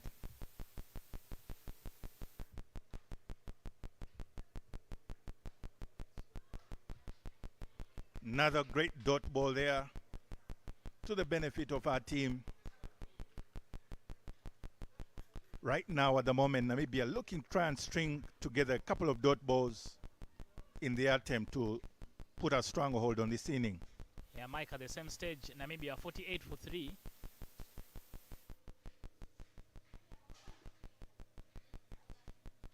A swing and a miss from Sana. Same stage, Namibia 48 for 3. So there's still some work to do for Nepal. But similarly, it means also that Namibia were just able to hit up the gears and get into a more driving position, which probably Nepal also would relish an opportunity to do the same. Yeah, there was a passage of play where they were really slowed down by some good bowling from Nepal. But once Yasmin Khan started finding her range, and then they were able to step on the gas for a couple of overs as well, and even at the back end, Mwatile and Grassas also put on some good scores. So you just need to find the perfect time, you know, to make up your mind between staying very cautious and then trying to go for the game. Big shot, loading. Sana this time gets inside the line. Some work to do for Whitman. The ball won't reach the boundary, and they can only settle for 2. But you can see there Sana disappointed that she didn't get a boundary. Took a lot of risk to play that shot. Clearly a little conversation there in between that 2 balls there.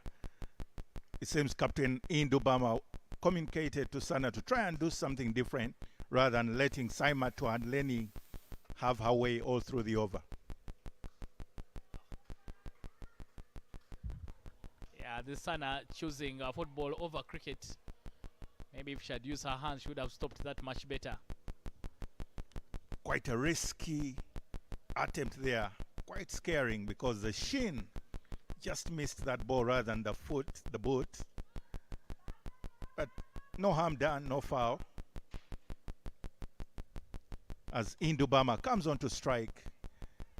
It's a final ball of the over, but you seem to see the expression, the whole body language suggesting that they are going to try and make the most of the innings in this particular passage of play. Full toss, big swing of the bat there from Indubama. Some work to do for the fielder, but they're able to pick up 2 runs. 5 runs coming off the 9th over. 43 for 2. Same stage, Namibia were 50 for 3.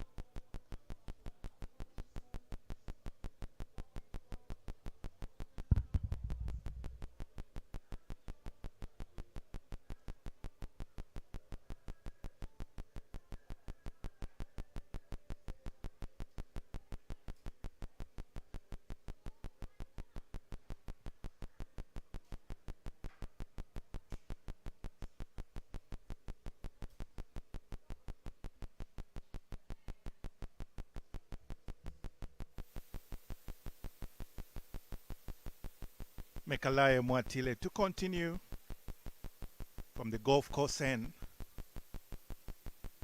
into her second over.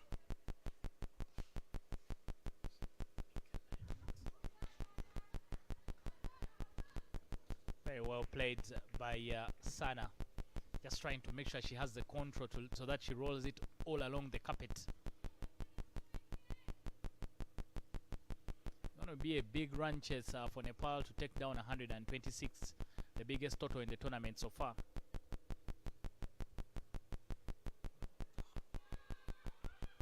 Seeing Captain Indubama there, clearly she has a lot of resolve and determination. Grit, all showing in her body language, in her moves, to suggest that she's willing to take on the challenge.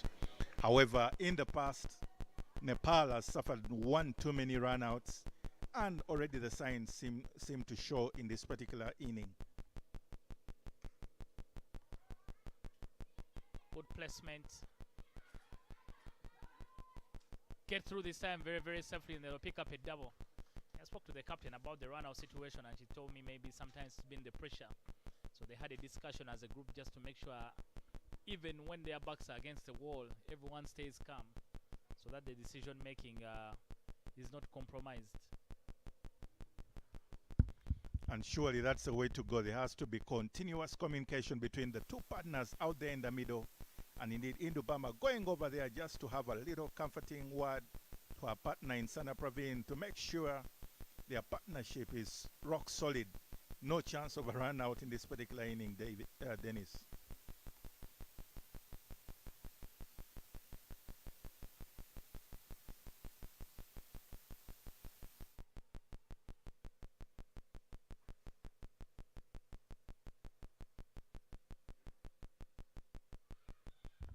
Touch and go. Helen Green there caught napping. Good communication between Indubama and Sana. I think Sana has gotten herself in 23 from 29. They need her to carry on all the way up to the end. You need some big totals. Namibia had 45 from Yasmin Khan and a couple of 20s.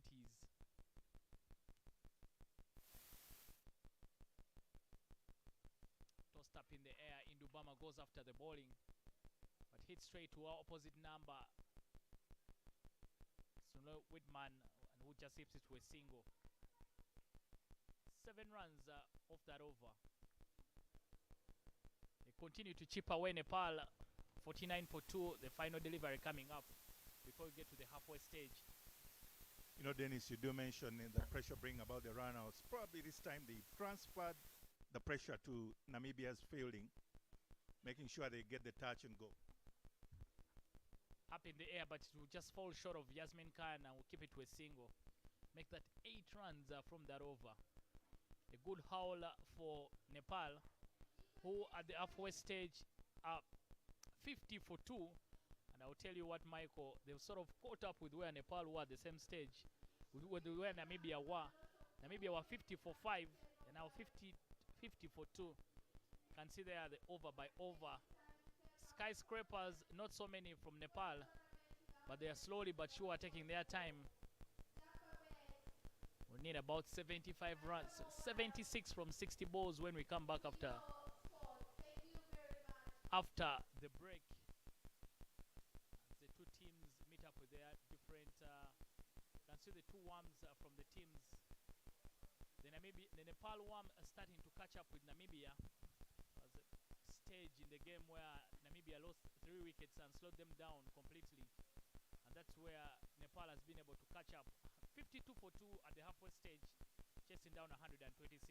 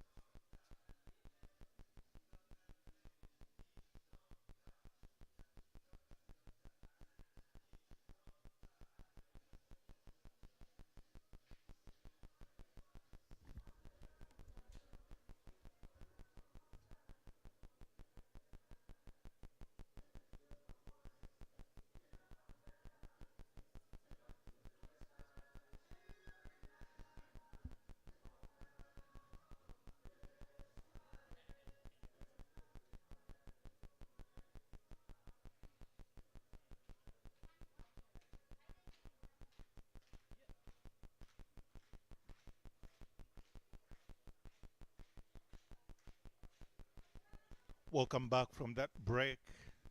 At the halfway stage, even as Namibia was 54-5,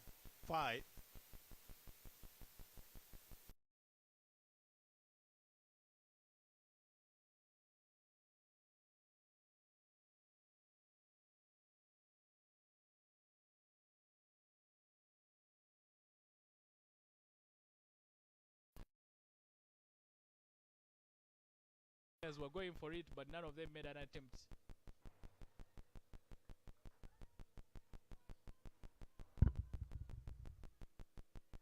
the usual consequent break wicket just after the break, the wicket that tends to appear, was almost there for Saima to pick up, but luckily for Sana Praveen, she rotated the strike for Indubama to come on strike. Very well bowled there, right into the block hole.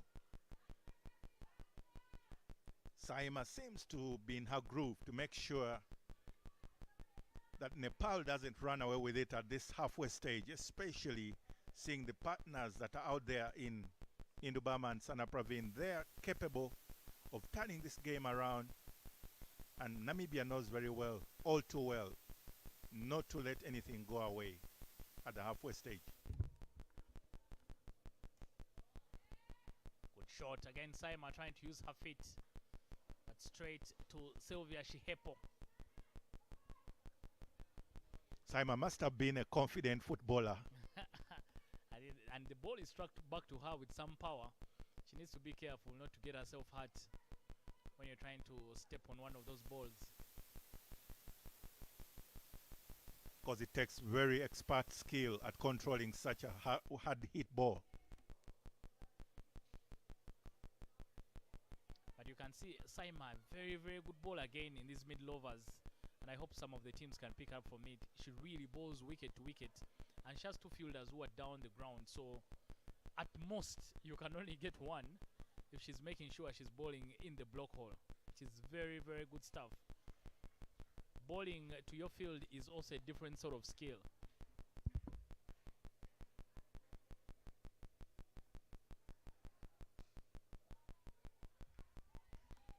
straight to Yasmin Khan. Oh, she goes down there in some pain, some discomfort.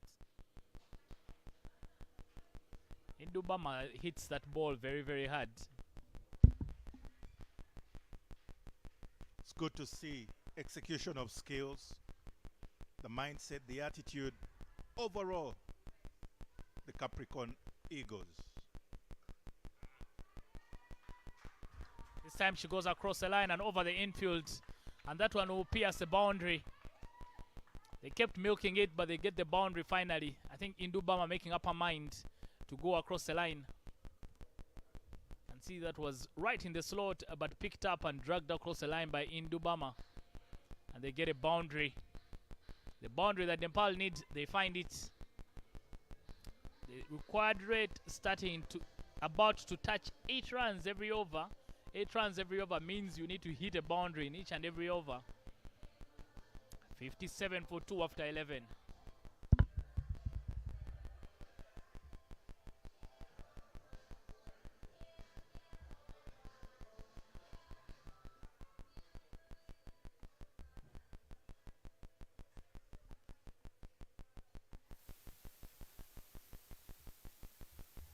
And Mekalaya Mwatile to continue from the golf course end. Quite in unfamiliar territory. She's used to keeping the batters quiet, but today is a different ball game indeed.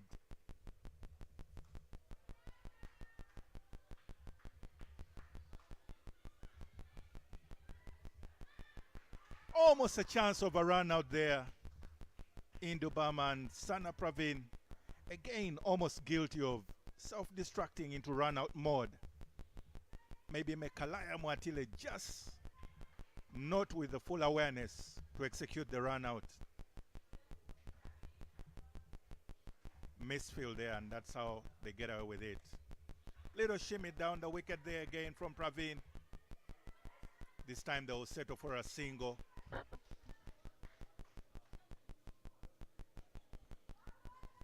Mekalaya Mwatile, usually the one who breaks partnerships for Namibia, hasn't picked a wicket yet. It's going to be a lot of work to do for Nepal.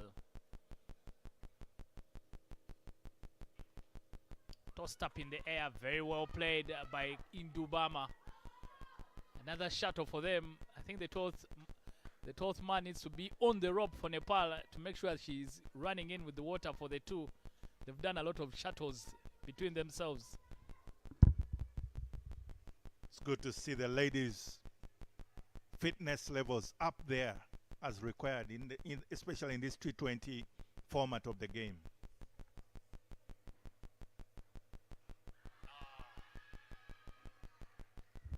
Can't keep out of the wickets. Mekalaya picks up her 7th wicket of the series. Indubama going across the line. Expertly slowing that down, pitching it right on middle and leg, and has only one question. When are you handing over my wicket? And Sharon Athaula, in agreement, obliges. Yeah, Indubama, I think, was sort of guilty because she tried to walk away from it. But Mekalaya, wicket-to-wicket stuff for her, and she's able to break this partnership. Sana and the captain Indubama were going well. Indubama there trying to gesture that probably it hit her a little high, but knowing how the wicket has behaved all through, that bounce wasn't going to go any higher, especially off the slower ball of Mekalaya Mwatile, leaving the umpire, of course, in the best position to agree with the LBW decision. And with that particular dismissal, bringing onto the wicket, Rubina Sherry Belbashi. Yeah, Rubina did well with the ball. 2 for 9 for her with the ball. But this time the job for her that the team needs is with the bat. 29-run partnership between Sana and the captain Indubama. But they need another partnership to push them along. 62 for 3. Sana has been in since she opened the batting. 62 for 3. Nepal need a heroine.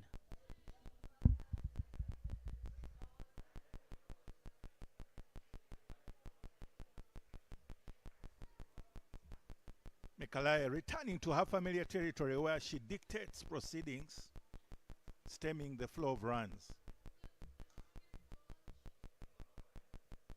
However, that's a full toss, a bit of a freebie, but they only pick up a single too long off. And that too also brings up the end of the over. Number 12, Nepal at 63 for 3.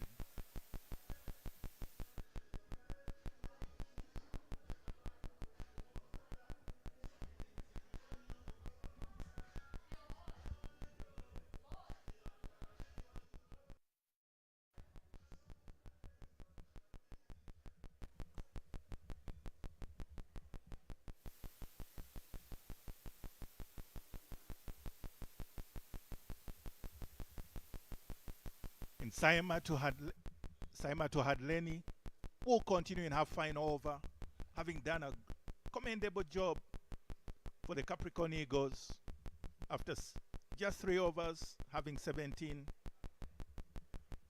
I beg your pardon, after 3 overs, having 15 to her name and a wicket.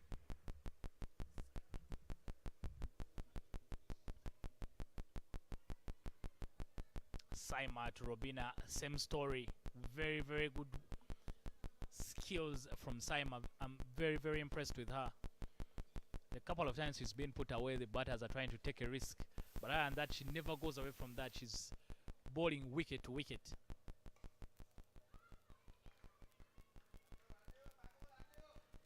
Fielders doing a very good backup job there because that was a little outside off stump. However, Vilka very ably saving that possible couple of runs. And Michael, you've been a coach yourself. Saima clearly looks like a player who's well coached.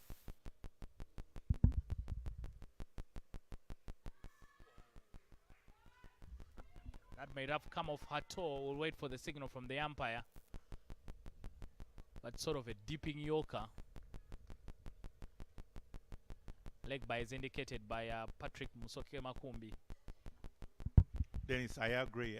Saima is that kind of player you always need. The go-to player that will just do the job for you. Go through the processes, horses for courses, as the saying goes.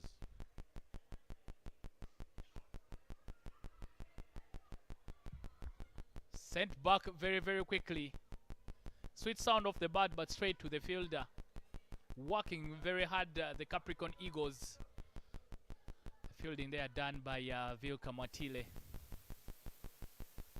Maybe I know they put on a big total, but they need to bowl well for them to be able to overcome a very determined Nepal side.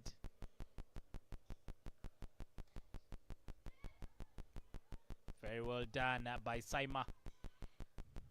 And the captain Snow Whitman mentioning that they need to back up their bowling with some good runs. So maybe they'll be confident 126 is decent enough to get them a result. Surely going by the previous run chases, it's quite a commendable score.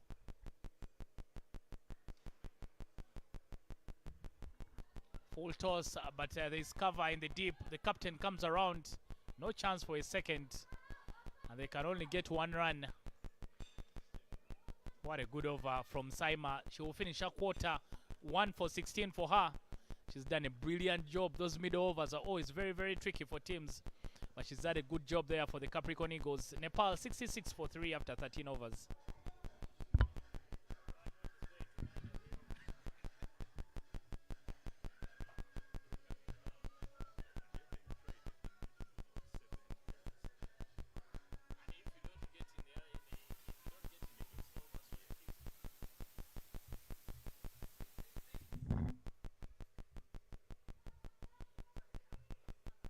Mekalaya Mwatile, having done a decent job as well, will continue.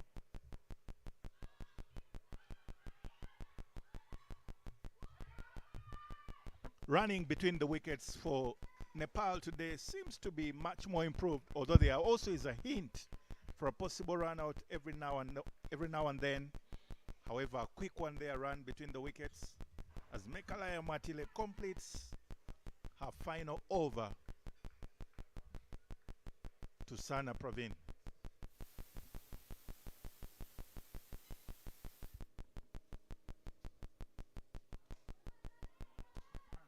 Again, very well played, but straight to the fielder. Sylvia Shihepo with the fielding. Mwatile keeps it tossing it up in the air. You may think it's easy to play it, but that's how she gets you out. Pace off. The ball has always worked on these particular tracks, Dennis. Well played and struck very well by Rubina.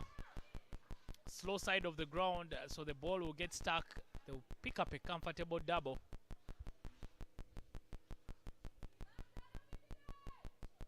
Mwatile had almost imagined herself having picked up a wicket there, but it was drilled right through the gap between covers and extra cover.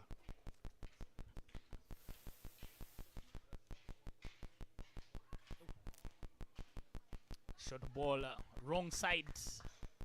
Good ball for a left-hander, but wide for a right-hander. Sana has played brilliantly. 30, she's been holding forward from one side.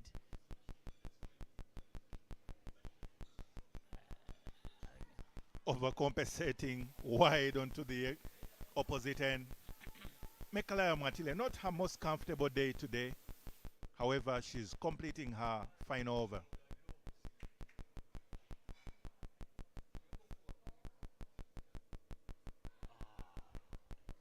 What a comeback. Beautiful stuff there from Mwatile. Two wides both sides of the wicket, and then the one ball comes out of her hand beautifully. Having tested either side of the wicket, the best is always in the middle. And very, very well bowled. He's scamper through for a quick one.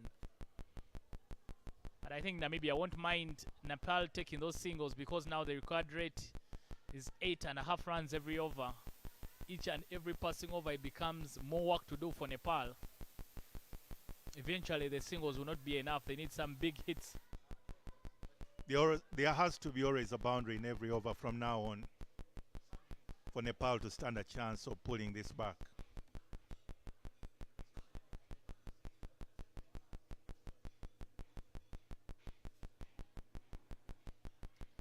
Very well done by Sana. They'll come through for a single. A bit casual there from Rubina going the other end, but she comfortably gets through. 14 overs gone, 74 for 3 Nepal.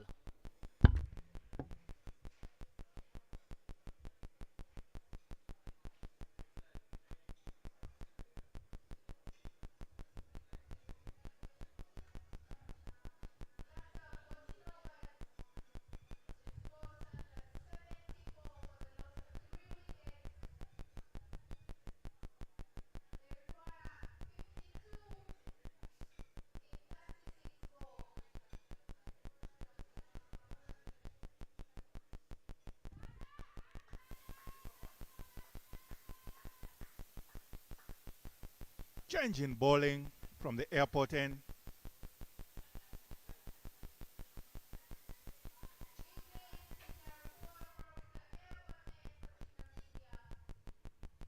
"52 of 36 balls" is the equation at the moment.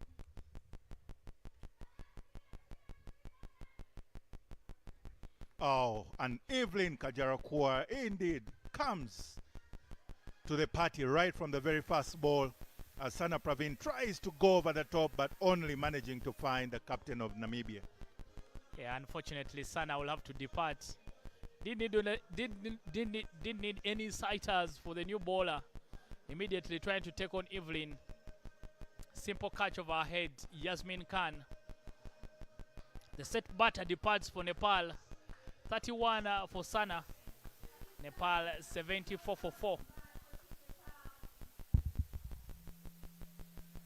And with that dismissal, Kabita Joshi will have to walk in quite an uncomfortable situation, but not necessarily out of her reach, because we know about her power hitting, and that is exactly what is required of her in these circumstances, because with 52 of 35 balls, it's only meant to go one way, at least a boundary or a couple of boundaries every over.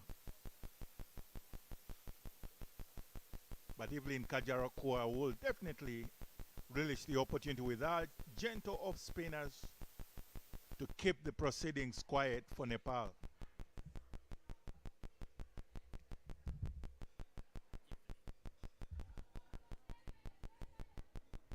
Kabita Joshi, the new batter for Nepal. I think Nepal needs someone to hit a couple of balls to the beach to put them in a comfortable position. Kabita Joshi will do that for you, except it's still early days for her. Good power, but again, straight to the fielder. Namibia have been very, very disciplined with their line and length. They haven't bowled too many hit-me balls.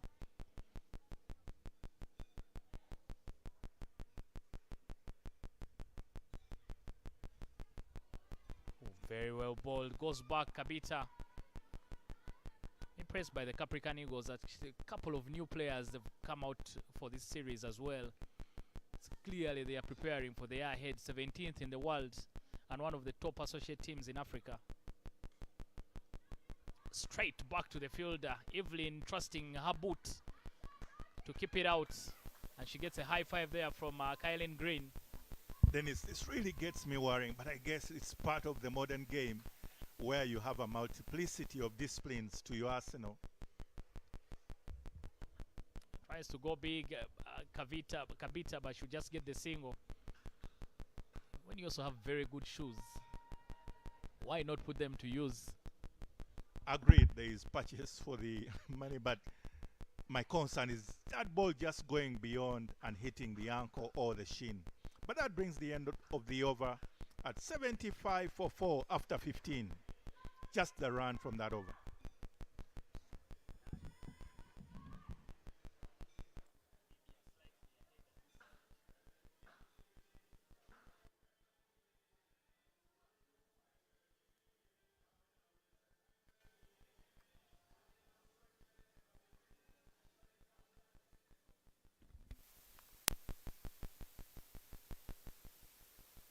Kabita Joshi will just take her guard once again just to feel into the game.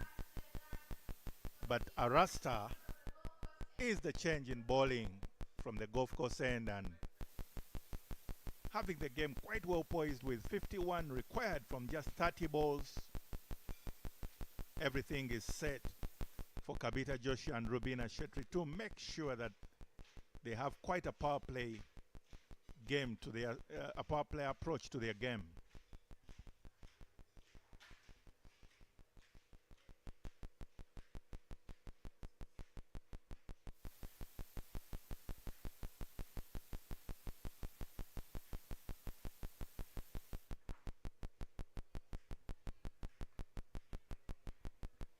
Rasta, not the easiest of bowlers to put away, firstly because she kind of skids them in, and now there's also a hint of in-swing even at this time of the inning.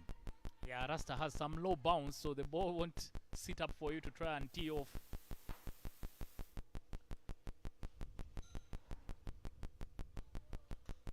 Very well played, but good shot there from Kabita.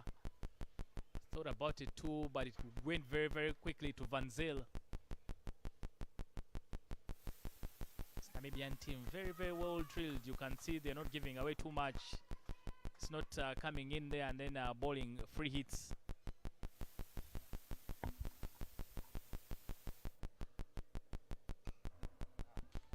Big swing there from Rubina. However, they're just able to pick up a single from that effort. You would have imagined, especially Kabita was interested in the second, but sent back by Rubina. Yeah, 16 overs gone so far, and Namibia have only bowled 6 extras. And of those 6, only 4 are wides. So they've been very, very disciplined with the ball. Again, like you mentioned, Michael, you can see there, the ball doesn't sit up from Arasta. So unless you go down on your knee and try and get underneath the ball, it'd be very, very difficult to hit out of the park.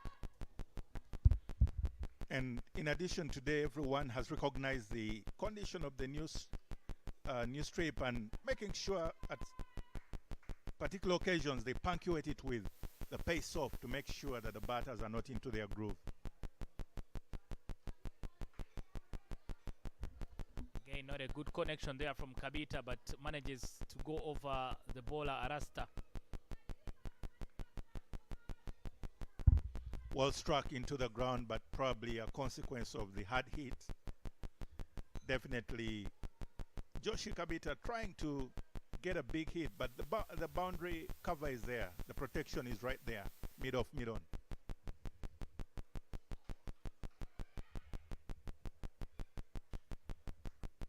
Arasta, they are working very hard off her own fielding, able to keep it just to a single. Very, very fine margins between all the four teams. Each one of them wants to be in the final on Sunday. So if you lose 2 games in a row, you could completely be out of it. 16 overs gone, 79 for 4, Nepal.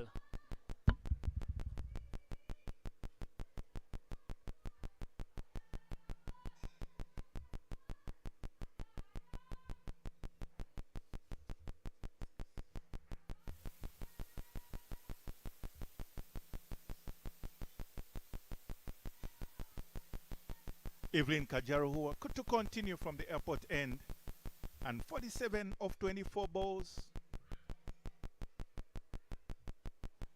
Beginning to feel like 12 and over, almost doubles for every ball. It's all to play for, but currently Namibia in the driving seat. Chance for a catch, and it's taken. Kylen Green with the catching. And we said driving seat because now they need as many as 47 runs from just 3.4 overs. 12 runs every over is what is required. And Nepal have just lost Rubina. Their 5th wicket has gone down, 79 for 5.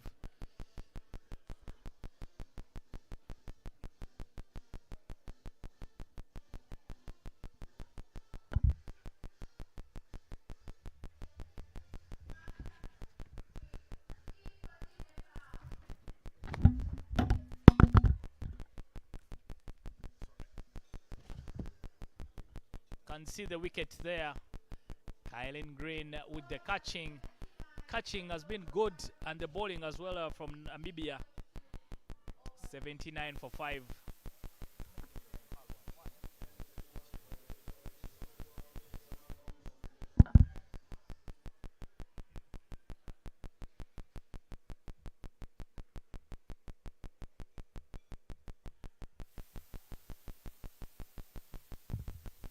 Davis Karashani joins me in the commentary box. Tossed up in the air and immediately runs for Mata. But only just a 1 run. 2 for 2 for Evelyn in 1.3 overs. Yes, good afternoon, Dennis. Let's get a feeling that spell from Evelyn is exactly what Sonia Vidman might have wanted from her at a time when the Nepalese were going to look to try and go big and look to enforce the ranches. Yeah, most definitely. And I think and I was even talking about it with Mike, that the bowlers who have come in the middle part have not really cost them that much. They've been very, very disciplined. Now for Nepal, they need someone to launch a couple of balls to the beach to get back in the equation. That won't do it. 81 for 5, and we're about to finish the 17th over. Well, that required run rate continues to skyrocket. Exactly what Namibians will be hoping happens. Goes through. Yasmin Khan comes around very quickly, but it won't through. I think this is when every team needs a Mariam Bibi. Mariam Bibi played a blind over an inning, easily the best inning in the tournament so far, getting a team over the line with some massive maximums. But with that single brings an end to the 17th. Nepal 82 for 5.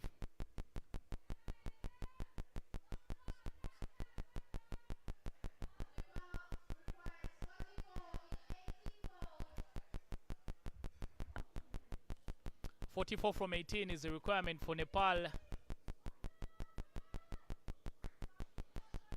Must be feeling that any of the Nepalese batters can be able to tell us, hold my drink, let me show you.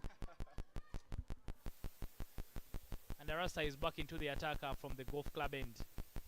Never an easy role putting on the finishing touches.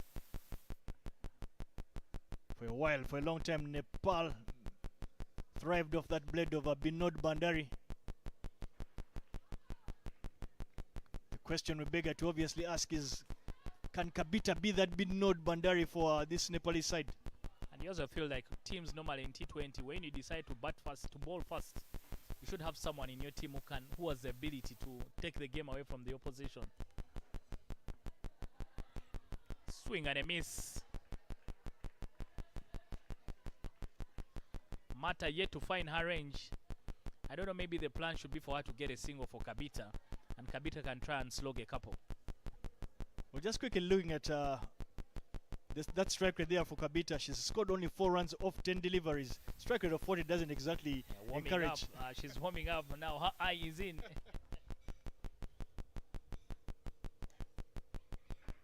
That's muscle down the ground, but can only find Sune Vidman down there long off, who keeps it to just 1 run.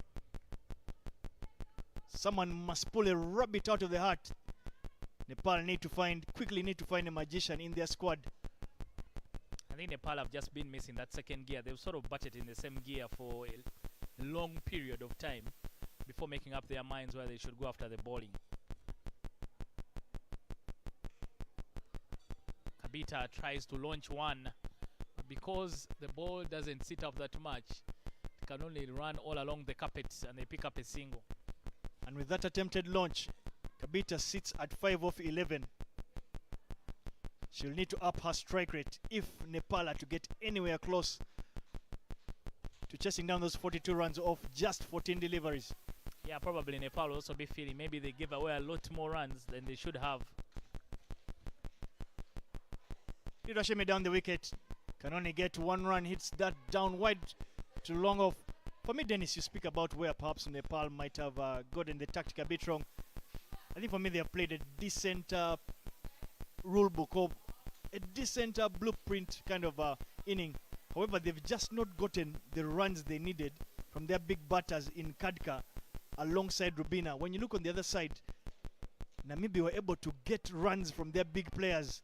Yasmin Khan, of course, stopped scoring with that 45. But Sune Vidman was able to allow Namibia to start off with the flyer. So it's simply a question for me of the big players in that Nepal squad not standing up. But with that dot ball, brings an end to the 18th. Nepal 85 for 5.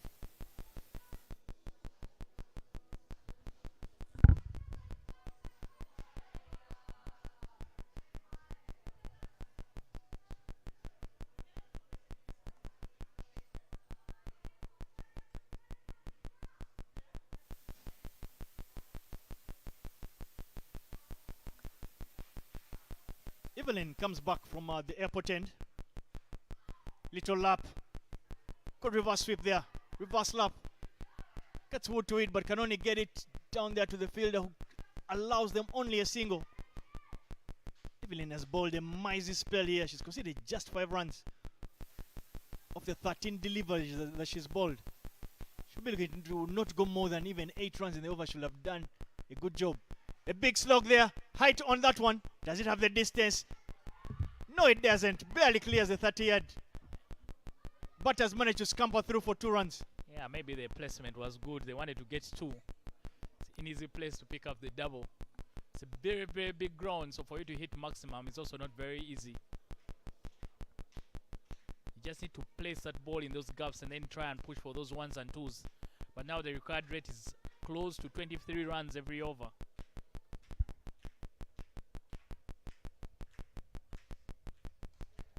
Post up in the air. Some good back in that one from Kabita. But again, straight to the fielder. Problem, it goes very, very quickly to the fielder, so you can't even pick up 2. I think Dennis, you also need to give a lot of credit to Evelyn. Ever since she got drafted into the side, we saw the first game of the tournament, she didn't play. But ever since she's played, she's put her hand up and done the job for her team.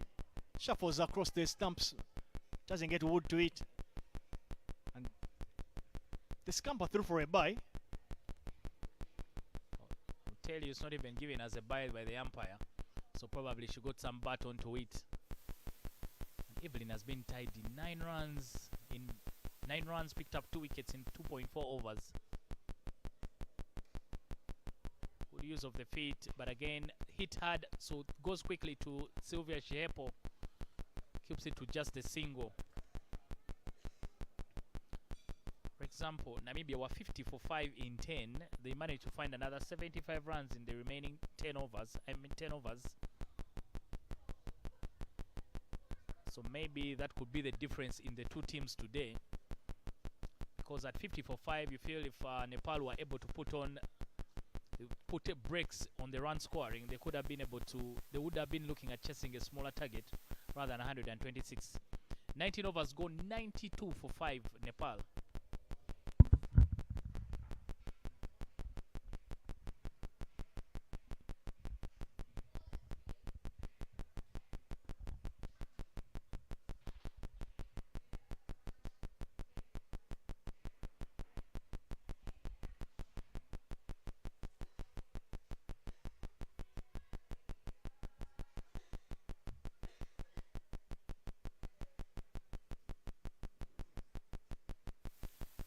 And with just 6 deliveries to end this particular match, Rasta is being tasked to do that role. Look to close out this particular match and allow Namibia perhaps pick up their second victory in the tournament. Important first ball there for Namibia. And they get out of that one unscatched. First delivery is you're thinking that perhaps Nepal would have wanted to get a maximum to give themselves any sense of a realistic chance. But with that dot ball, required run rate is now 40. Yeah, Davis, I'm not very good with maths, but finding 39 runs from, finding 34 runs from 5 balls. Make that 34, okay, wides indicated. Make that 33 from 5 balls. It's still very, very difficult maths, I would assume. Not a bad skill there from Arasta. Saw her advancing and then threw it wide. Yeah, but a bit harsh on her. Especially because the bat had gone right across her stumps. I know.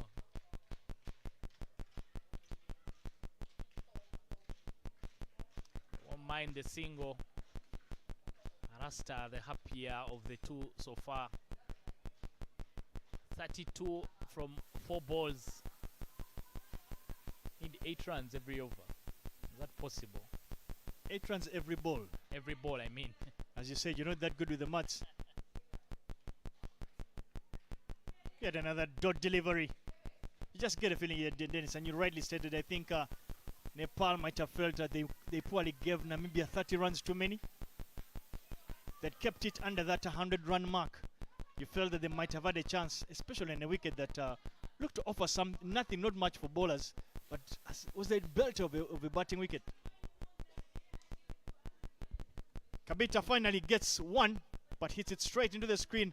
And Sune Vidman is able to keep that to just 2 runs. Namibia have entirely denied Nepal any boundaries. I'd like to see that what the data says about the last time Namibia scored, Nepal scored a boundary.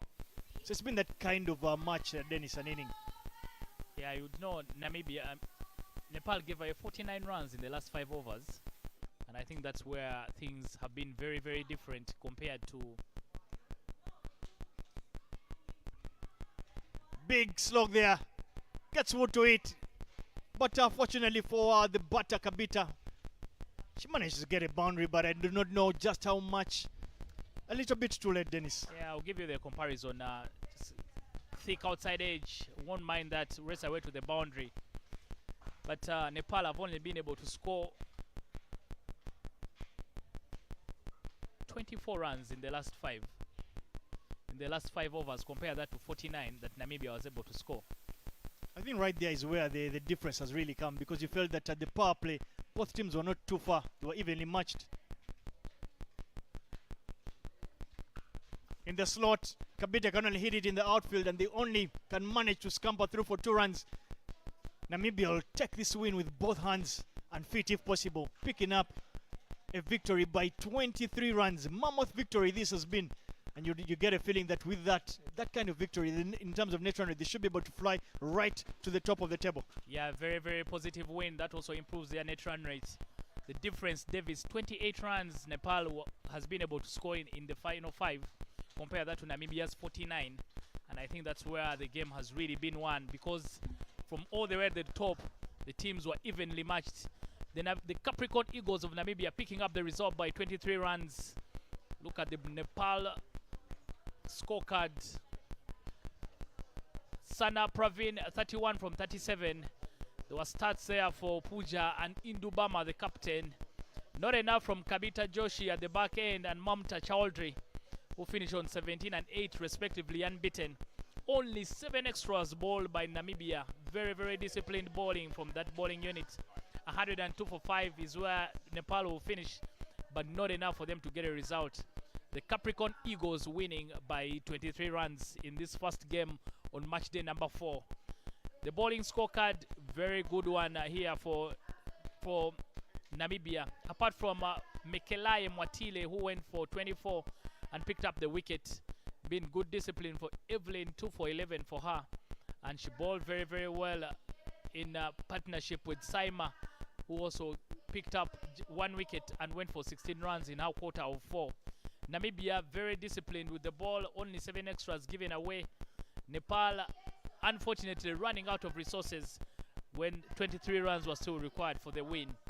Namibia winning the first game on match day number 4 of the Women's Day Cup. And in the afternoon, the host Uganda will be coming up to take on Hong Kong, China. But for now, we will take a break and we'll be coming up with... That's a match summary for you. Namibia 125 for 8 in their 20 overs. And then Nepal finishing on 102 for 5 in their 20 overs. Nepal with the result, Namibia with the result, 23-run win for them, and a very, very positive one. And that's how the table looks like right now. Namibia move into second position and also improve their net run rate from a negative to a positive. They are behind same number of points with Uganda, but they've played a game more. Uganda, of course, coming up in the afternoon where they will be taking on Hong Kong, China, who also on 4 points. The highlights of the game, Bikelaya Mwatile with the first wicket for the Namibians and getting rid of the dangerous Katka. And from there on, very disciplined bowling from the Namibians. Sana and Puja had a solid partnership, hit a couple of boundaries for them, and Sana was very, very solid because she hung in there for quite some time. Kylin Green was put away there by Puja, who also played a handy knock. Had a good start, but eventually she gave it away. Simple catch and taken there by Mekelaya Mwatile. Saima, her only wicket, came into the attack immediately and put a break on things. The captain Indubama as well, a good start for her, got 15. Came in and had some handy knocks. But once she decided to go across the line against the leading wicket taker of the tournament, Mekelaya Mwatile, she was at just LBW. Sana continued to work, but she was quickly running out of partners. The highest run scorer for Nepal with 31. Kabita had tried at the back end, but not enough for her to help her team get over the line. Namibia winning this one by 23 runs. The first game on match day number 4 as the teams get ready for the post-match presentation. We'll take you down there where Davis will be doing that post-match presentation.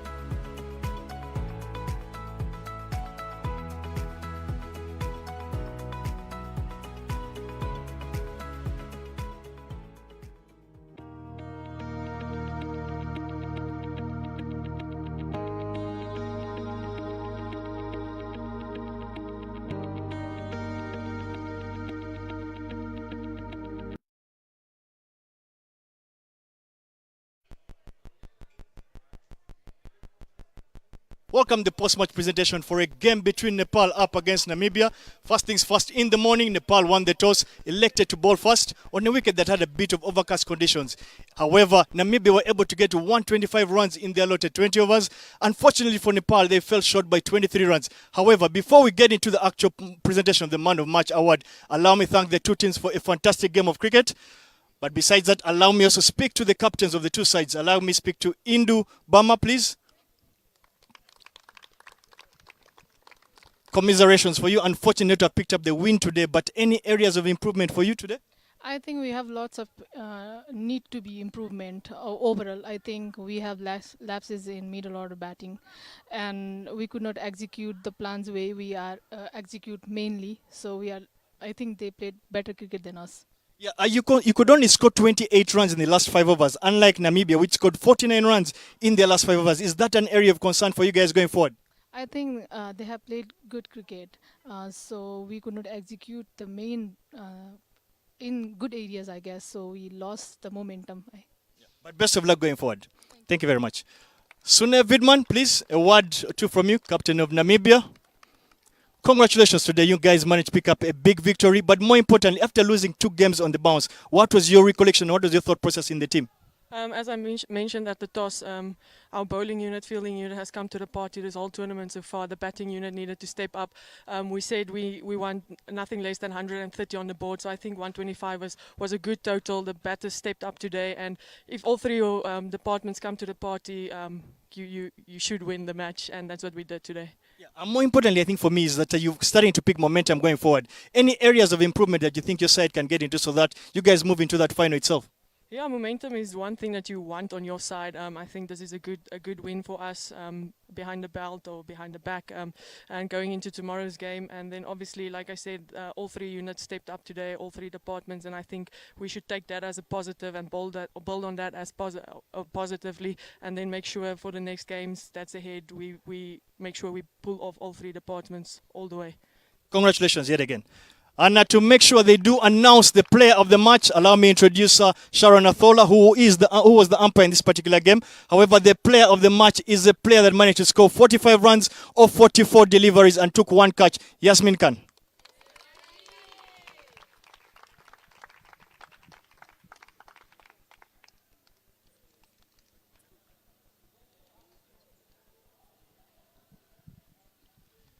One or two words from you, Yasmin Khan. Congratulations on picking up the Player of the Match award. But what was your thought process going in there today at number 3?